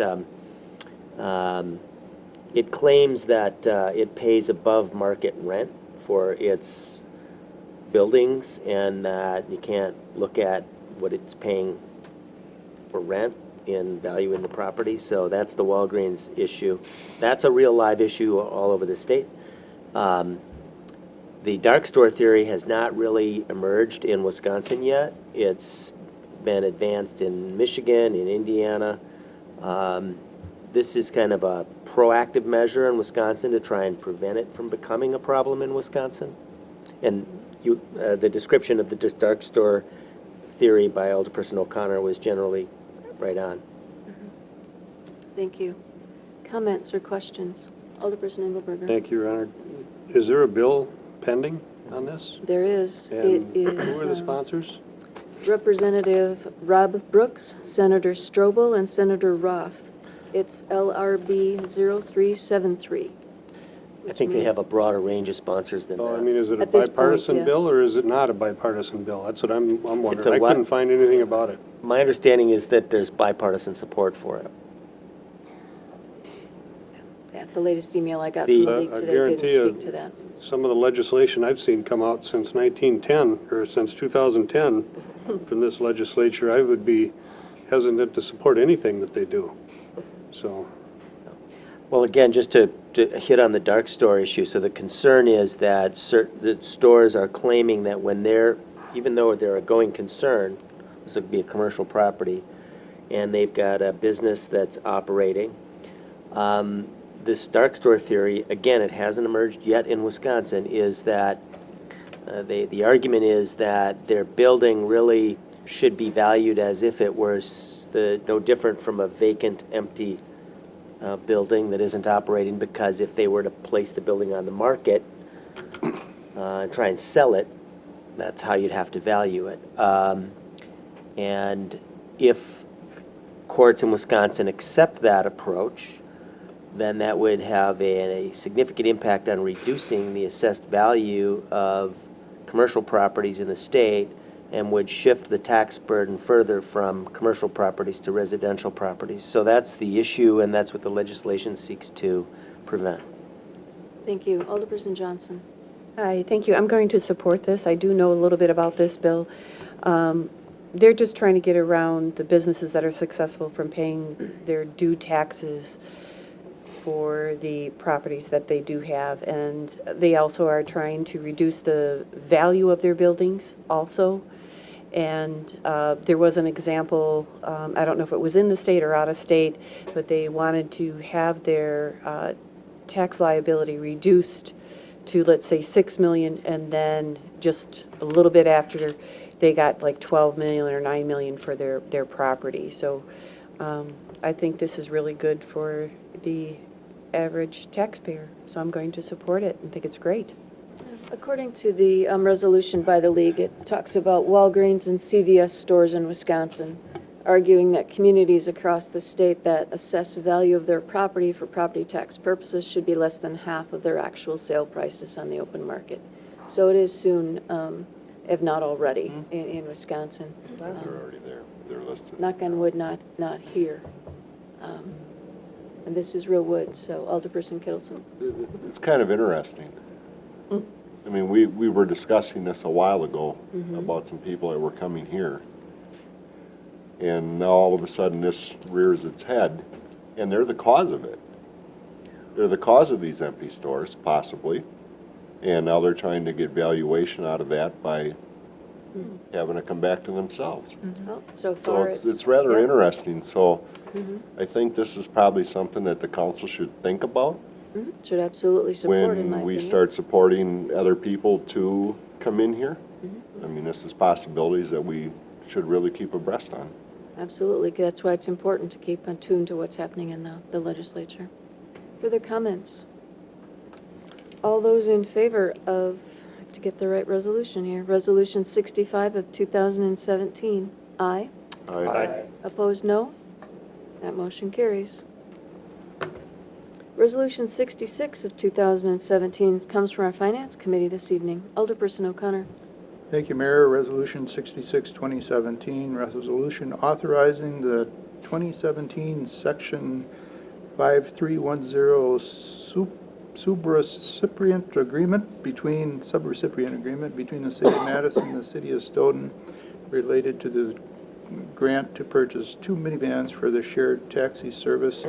The Finance Committee met tonight, and we had some further questions based on some concerns of Attorney Drebney, so I would move that we table it for now and bring it back when we have more information.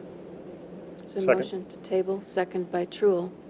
All those in favor, aye. Aye. Opposed, no. That motion is tabled till the next council meeting. Resolution 67 of 2017 comes from our Public Safety Committee. Alderperson Truul. Thank you, Your Honor. The Public Safety Committee brings forth Resolution 67-2017, authorizing and directing proper city officials to approve a temporary Class B/Class B retailer's license and special event license to the Stoughton Area Resource Team, START, and I would move approval. Second. Motion by Truul, second by Jensen. Alderperson Truul. As Alderman Boersma commented earlier, this is an event that the START group will be doing on June 8th. Thank you. Alderperson Boersma. And as I understand it, this, I've gone for last 5 or 6 years to this, and it involves adults and serves wine and beer. So lo and behold, I will be voting for it. We'd have to give you a hard time on that one, Sid. Just, you know it was coming. All right, comments or questions? All those in favor of Resolution 67, aye. Aye. Opposed, no. Motion carried. We addressed Resolution 68, Resolution 69. We'll move on to Agenda Item 12 from Council President Swadley. Thank you, Your Honor. I asked the mayor to put this on the agenda tonight. We had one joint meeting with the school board, and it seemed like it was fairly well received. Scott Dirks, president of the school board, reached out to me and asked if we would like to have another committee of the whole meeting, joint meeting with the school district. And we came up with a potential date, and I wanted to put the idea past the council, see if the date works, and just have a brief discussion on what you would want as potential agenda items. The date that we're looking at would be Thursday, July 20th at 7 o'clock. And the reason we put that date out is many people in the school district that would participate in a potential meeting have summer vacations, and that just happened to be the week where they had the least amount of conflicts. Alderperson Hirsch, I believe, has a conflict on the 20th. Alderperson Hirsch. Sid and I won't be able to go, neither Mike, because we're hosting the gazebo music that night for Sustainable But it's Stoughton. at 6 o'clock. Means at 6? Yeah, well, this meeting's at 7. At 7. So, I mean, we'll get there. Might be late. Yeah, we'll get there after the gazebo music ends. Okay, and I can certainly push have a back that conversation time. about putting it back to 7:30. It'll Yeah. just go later like the That would last work, I one. think. That would work? Getting past my bedtime, though. Yeah. Me too. I'm old. So then, I'll talk to Scott about that. Some of the ideas that we're kicking around is, you know, and I'm looking for feedback, is do we want to continue the discussion on growth? If we do, potentially, we might be able to get somebody to help facilitate and make it more of a workshop. I talked to our county representative, Chenoweth, today, and he's reached out to UW Extensions to see if they would have somebody that could help facilitate a meeting. Doesn't necessarily have to be this meeting. We don't know what the availability would be yet, or we could certainly look at some other agenda items as well, if we want to talk about, you know, some of the same things that the Wellness Coalition talked about, any other public safety or common issues that we have with the school district. We could also do at this meeting or even at a future meeting. So I'm looking for some feedback so I can get back to the school board and confirm this. Okay, Alderperson Johnson. I'm looking right at Regina, calling her Alderperson Hirsch. I think some of the other, besides growth, the other follow-up was, I don't know how to, like the state of the schools and the individual schools, if they had, you know, enough resources. And I mean, I think we started talking about that, but they didn't have the numbers and the stats to go with a number of questions, so it would be great to have those answered. Okay, you talking about related to the open enrollment or to the poverty issues? Both, and then the status for each of the schools. Okay, I mean, they were talking about the gap and for each of the schools, and if they have enough resources at each school and that kind of stuff. okay, thank you. Alderperson O'Connor. Yeah, Jim, maybe you can answer this for me. What exactly are we looking for in having these meetings? What do we want the conclusion to be? Is there some end goal we have, or is it just better understanding? I'm not clear on it. Well, I think the first meeting was just to get everybody together and get the better understanding of what our common challenges are. And I think that the growth and the poverty emerged, and we had an opportunity to exchange our stories. And I think that the school district and the city did a great job at doing that. So then the next meeting, the question is do we want to expand on that and try to facilitate a deeper discussion and try to come up with some strategies or some action plans to try to address some of those challenges? Or do we want more information about other common challenges that we have? And I guess that's kind of where I'm looking for the input, as well as what kind of information would we want our staff to present at the next meeting so they have time to start, you know, putting their material together, in all fairness to them. I don't know if we gave them enough time to do that, and there was some transition that was occurring, so I'd like to at least be able to give staff more of a heads up on what we'd like them to present as well. Alderperson Johnson. Thank you. I kind of wanted to have more, like, thank you very much for bringing us up right now, because if I go to another meeting where we sit around and talk about things that I have, not to be degrading, but my brain was going to burst because I can't change the poverty, if it's 37%. What I'd like to hear is actually programs or things that we can actually work in unison. Like, for example, since the school year is starting, is there some kind of community thing that we can buy, knapsack, notebooks, pencils, that we don't know, since we're the city council, that the school district does, that we, as leaders of the community and the churches we go to and everything like that, can help the school? And, I mean, smaller little projects like that, and I think the long-term vision, it'd be nice to talk about growth and poverty and stuff like that, but I think we can do a little bit more and smaller involvement right now with certain programs like that, and just helping out the day in and day out of the kids going to school. Thank you. Alderperson Boersma. Yeah, we had a lot of discussion, I think, about poverty, and we didn't really talk about AODA issues at all, I don't think, or not much. And also, like, issues related to schools, like suicide in schools, that kind of thing. I think those are sort of the real sensitive issues that I think affect both the city council and the school. And so, if we're going to do it, I'd like to get into some of the more of the issues that we kind of skirted last time.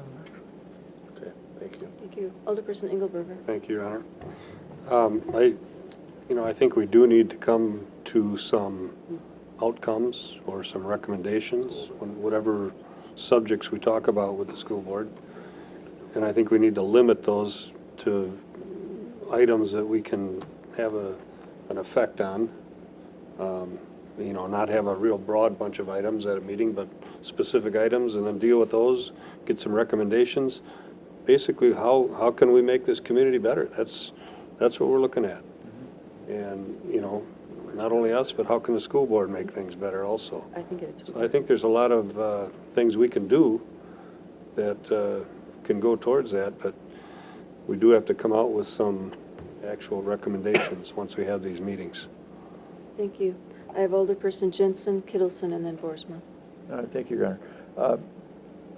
I think that if we have one more full meeting of the council and the school district, that would be a good thing. But after that, I would just like to throw this out there.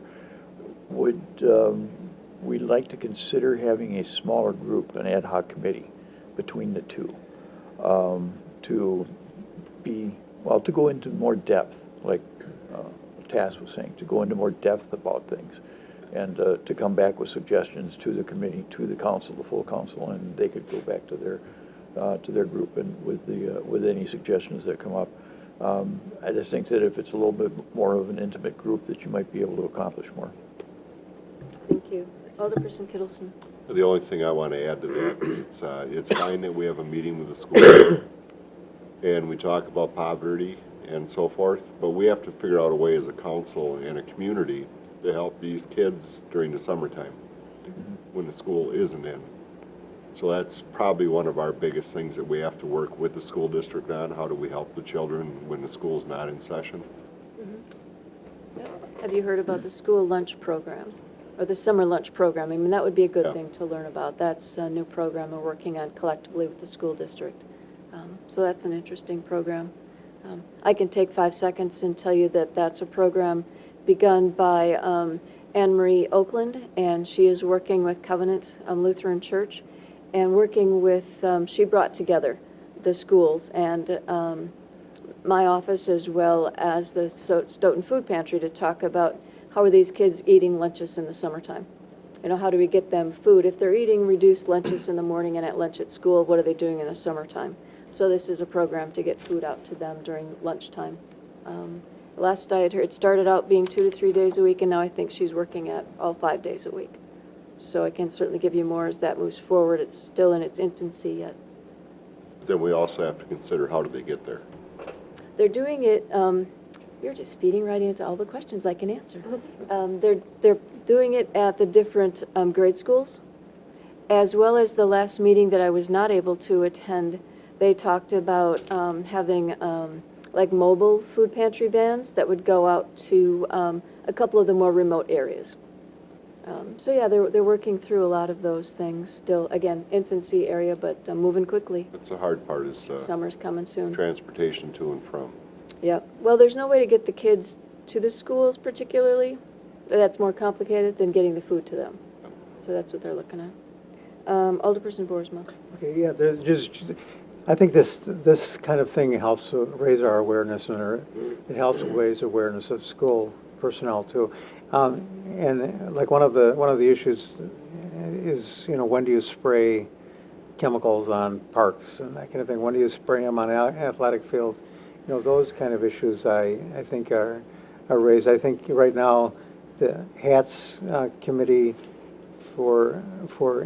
is looking at possibly buying some property or whatever for some homelessness issues or people who are underserved in terms of housing. And I think all those issues I think are the school has some involvement in and we have some involvement in, but I think a lot of the times we just don't know what else is happening in those areas. And I think as a collective body, I think it is helpful to have meetings like this. So I certainly heard that from the school personnel that I talked to afterwards, that they appreciated our going over there and talking with them.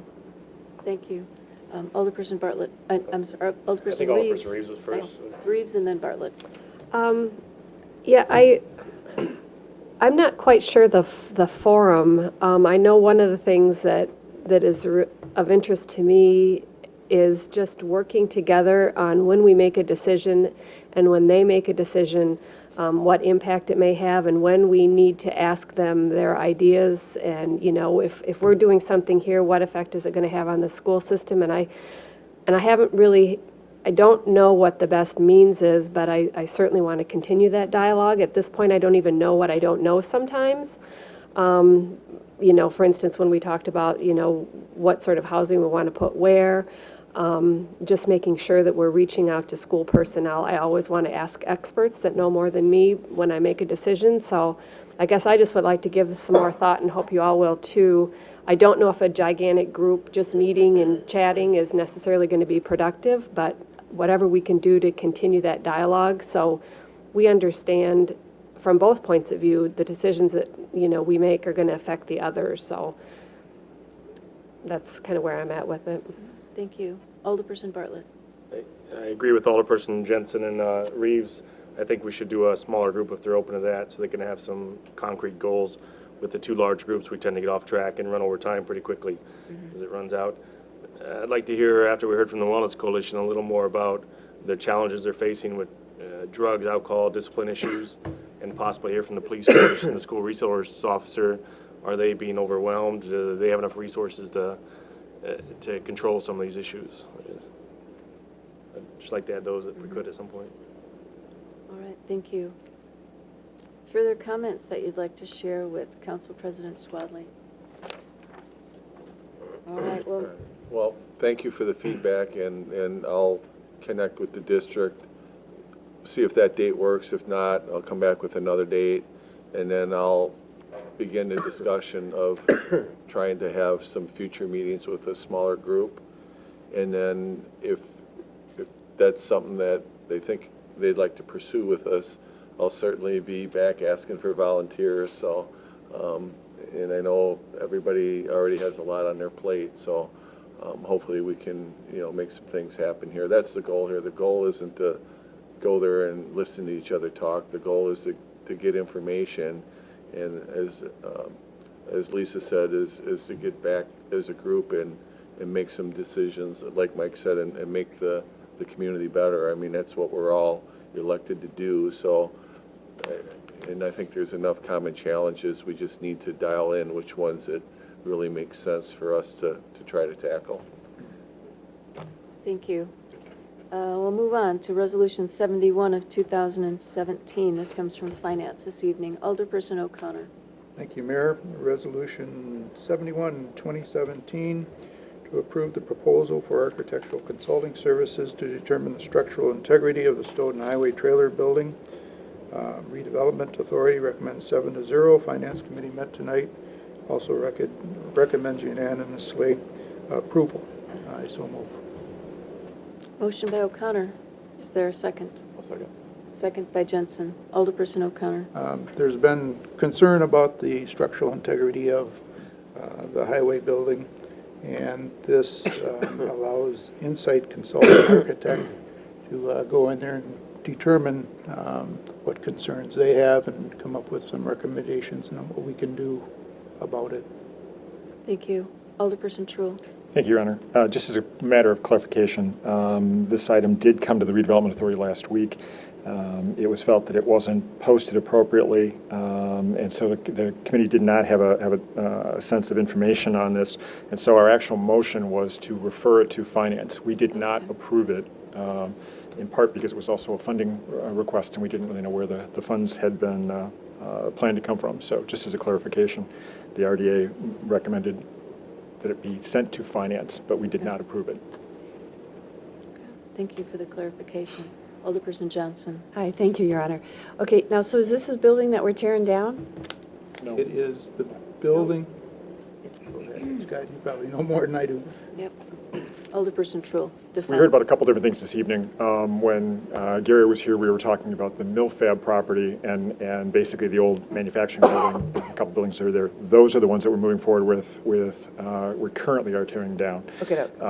This building is the building that Alderman Jensen had requested that we save, and the council then followed suit in saving the old blacksmith part of the building. And as a result of us looking at it and some of the other issues that have been happening with the building, literally some of the beams inside have fallen in, and so there was a genuine public safety risk that the RDA and the city had, and so it was with that in mind that the mayor requested Steve Marpole, who is a local architect and has been involved in both historic restoration and renovation, and also is very familiar with that building and some of the other buildings. Asked him to put a proposal together. All right, thank you. Sure. Alderperson Hirsch, Boersma, and Engelberger. Yes, I guess we just have to make sure that, like Scott said, this resolution doesn't read correctly. So the committee action was the Redevelopment Authority recommend that this measure take up to the Finance Committee at a vote of 7-0. And on the last page, the RDA did not recommend that funds come out of the TID. We never got to that. It was all supposed to be taken up at Finance. So we need to make sure that that's correct. That's a misrepresentation of the RDA. Certainly we can make that amendment, you bet. Alderperson Boersma. Thank you, and I just want to ask Scott a question about this, and that is that we had a tour of people who are going to demolish all off other parts of that Milfab. Just a quick question as to why is that one half of that building not included in that demolition project? And if is there, it seems to me that that would have been one of the things that we could have done, but maybe I'm off on that. Sure, Alderperson Truul. Thank you, sir. It's a good question. Again, as a clarification, you may recall that it was only a few weeks ago that we had put a moratorium on the highway trailer building and any action happening on that. It was only after council then took follow-up action. Meanwhile, we were always moving forward with the Milfab demolition process, and so the contractors that looked at the buildings today, there are 6 other buildings down there that are being taken down, will be taken down later on this summer. In addition to the highway trailer building and whatever demolition we do at that building, we are also in the process, I think we're 2 weeks away from closing on the old carpet warehouse building immediately adjacent to the highway trailer building, and that building will also need to be taken down eventually. So there will be a second and maybe even a third level of demolition that will be going on. The other thing is with regard to the grants that we're able to receive, there is a max grant for demolition on as a part of our MILFAB proposal. I believe the maximum is actually $300,000, and there is a matching element of that that the city has to make as a part of it. To take down all those buildings would certainly eclipse that level as well. Just follow up, I just wondered if we could save money, by doing all the demolition, not including the warehouse, the blacksmith. And I think the answer is no. In fact, quite frankly, we're actually concerned about the timing that we're going out. A lot of contractors are busy right now. If we may actually save money by taking up the other building at a later time. Okay. Okay, I have a question, or I have a Alderperson Engelberger, Hirsch, and Johnson. Thank you, Your Honor. Just wondering what the Finance Committee decided where to get the money for this. Well, we talked through a contingency, didn't we, initially? We were talking TIF number 5. Right. Which is the TIF for which area? Riverfront development. And my understanding, isn't that underwater? We have no money. So how do you get money out of something that's underwater? Explain that to me.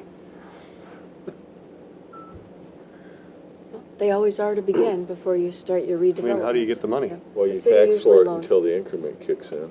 The city would loan that TID or TIF the money until that tax increment kicks in, and then that TID or TIF would pay the city back. Okay, so where does Just the like money other come TIFs from we've to had. loan it?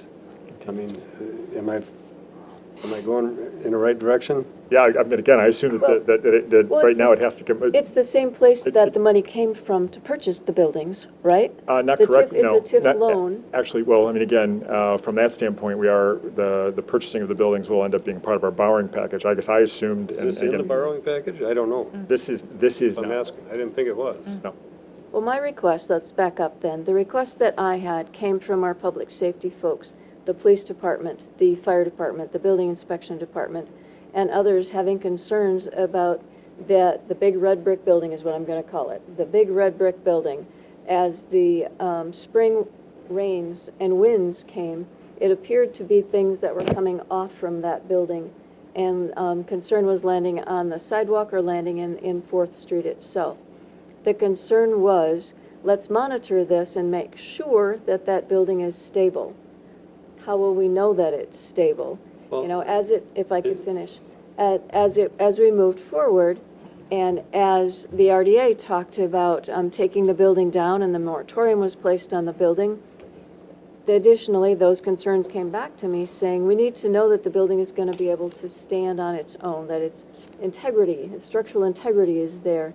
The RDA talked about writing for grants and taking the building down next summer if they were successful getting the grants.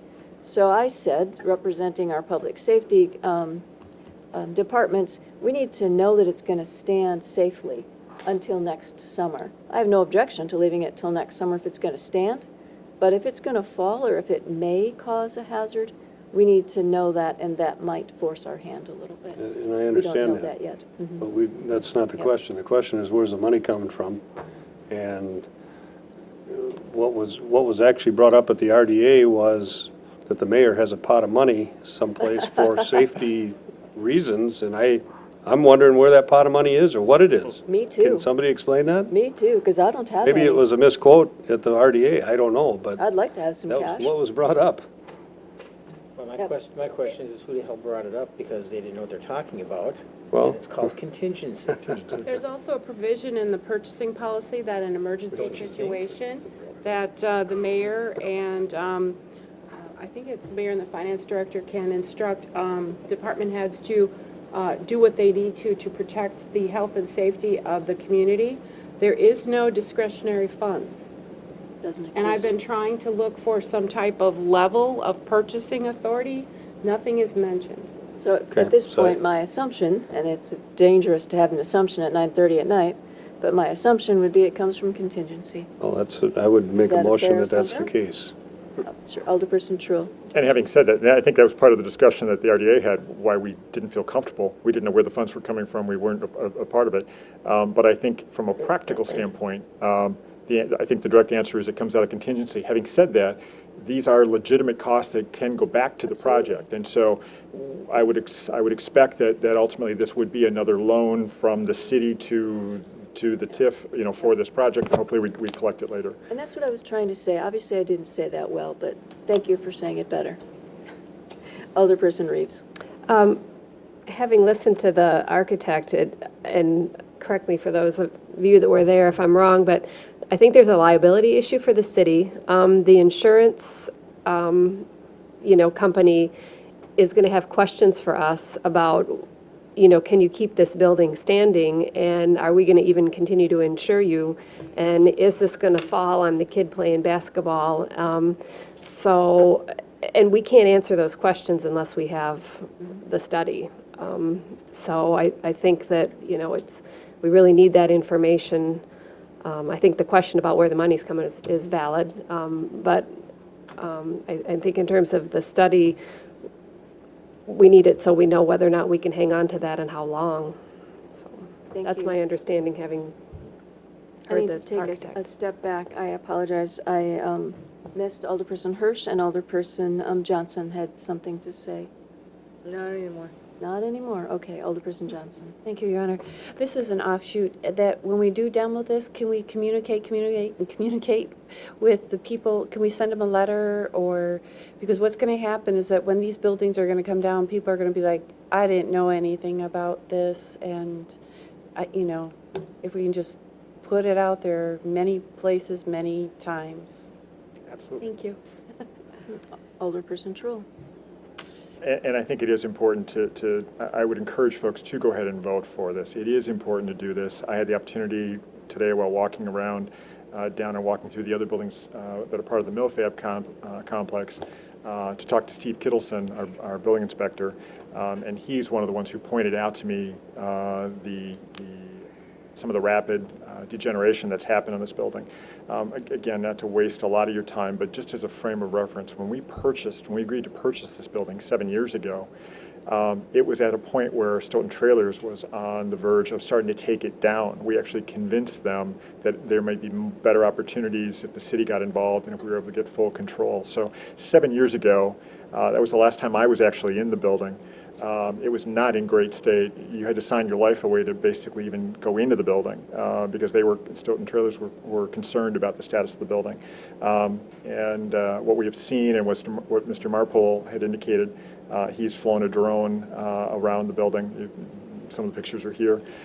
Again, we've got the roof is caving in certain parts, and again, water, rain, other things are there. So it is important that we do this, folks. But again, the exact questions we were asking about funding had a lot to do with why the RDA did not take a motion last week, because we didn't know where the funds were coming from and had not seen the request that had actually come, again, from the mayor acting in the community's best interest. Alderperson Engelberg. Thank you, Your Honor. I would move that the money comes from contingency and to be paid back by the TID if allowable. Second. This is a friendly to the original motion.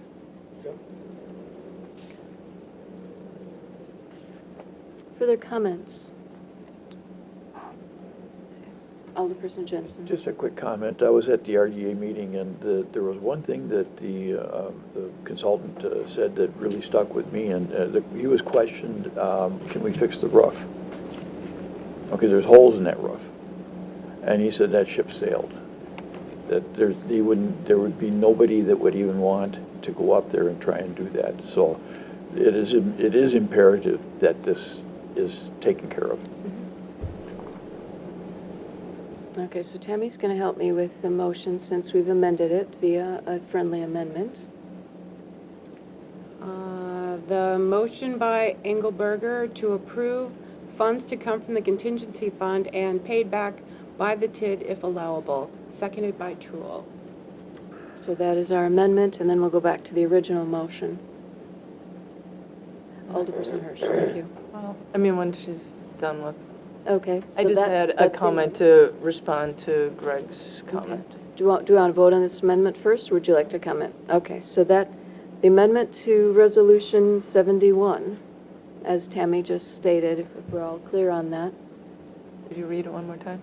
Okay. Sure. Is that what you're looking for, Sid? No, I was going to comment after After the vote? Yeah. No, not after the vote, before All the right. vote.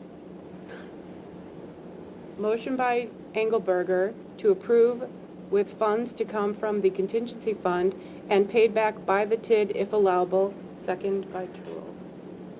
Okay, Alderperson. I just wonder if anybody has any idea how much this is going to cost.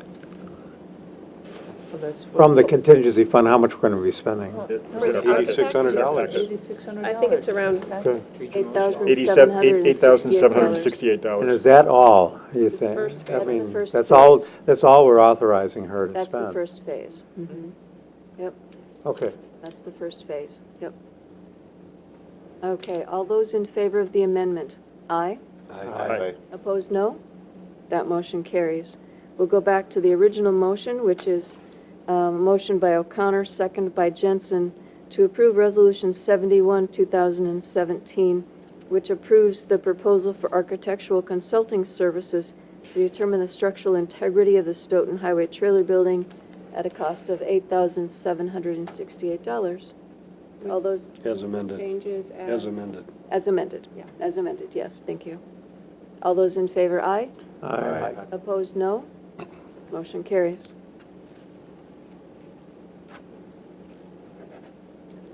Okay, at this point, I would entertain a motion to go into closed session to address agenda item 15.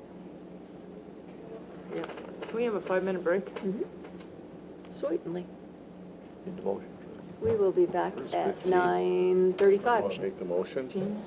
That closed session? Sure, Alderperson Truul. I would move that the council go into closed session per Wisconsin State Statutes 19.85, Parens 1, Parens E, to consider acquisition of property for Public Works facility and property located at 300 South 6th Street in Stoughton. So motion by Truul, second by O'Connor. We do need to vote by roll call. What are we voting on? Vote by roll call. Why don't you wait till after the break, because you called a break, people are leaving.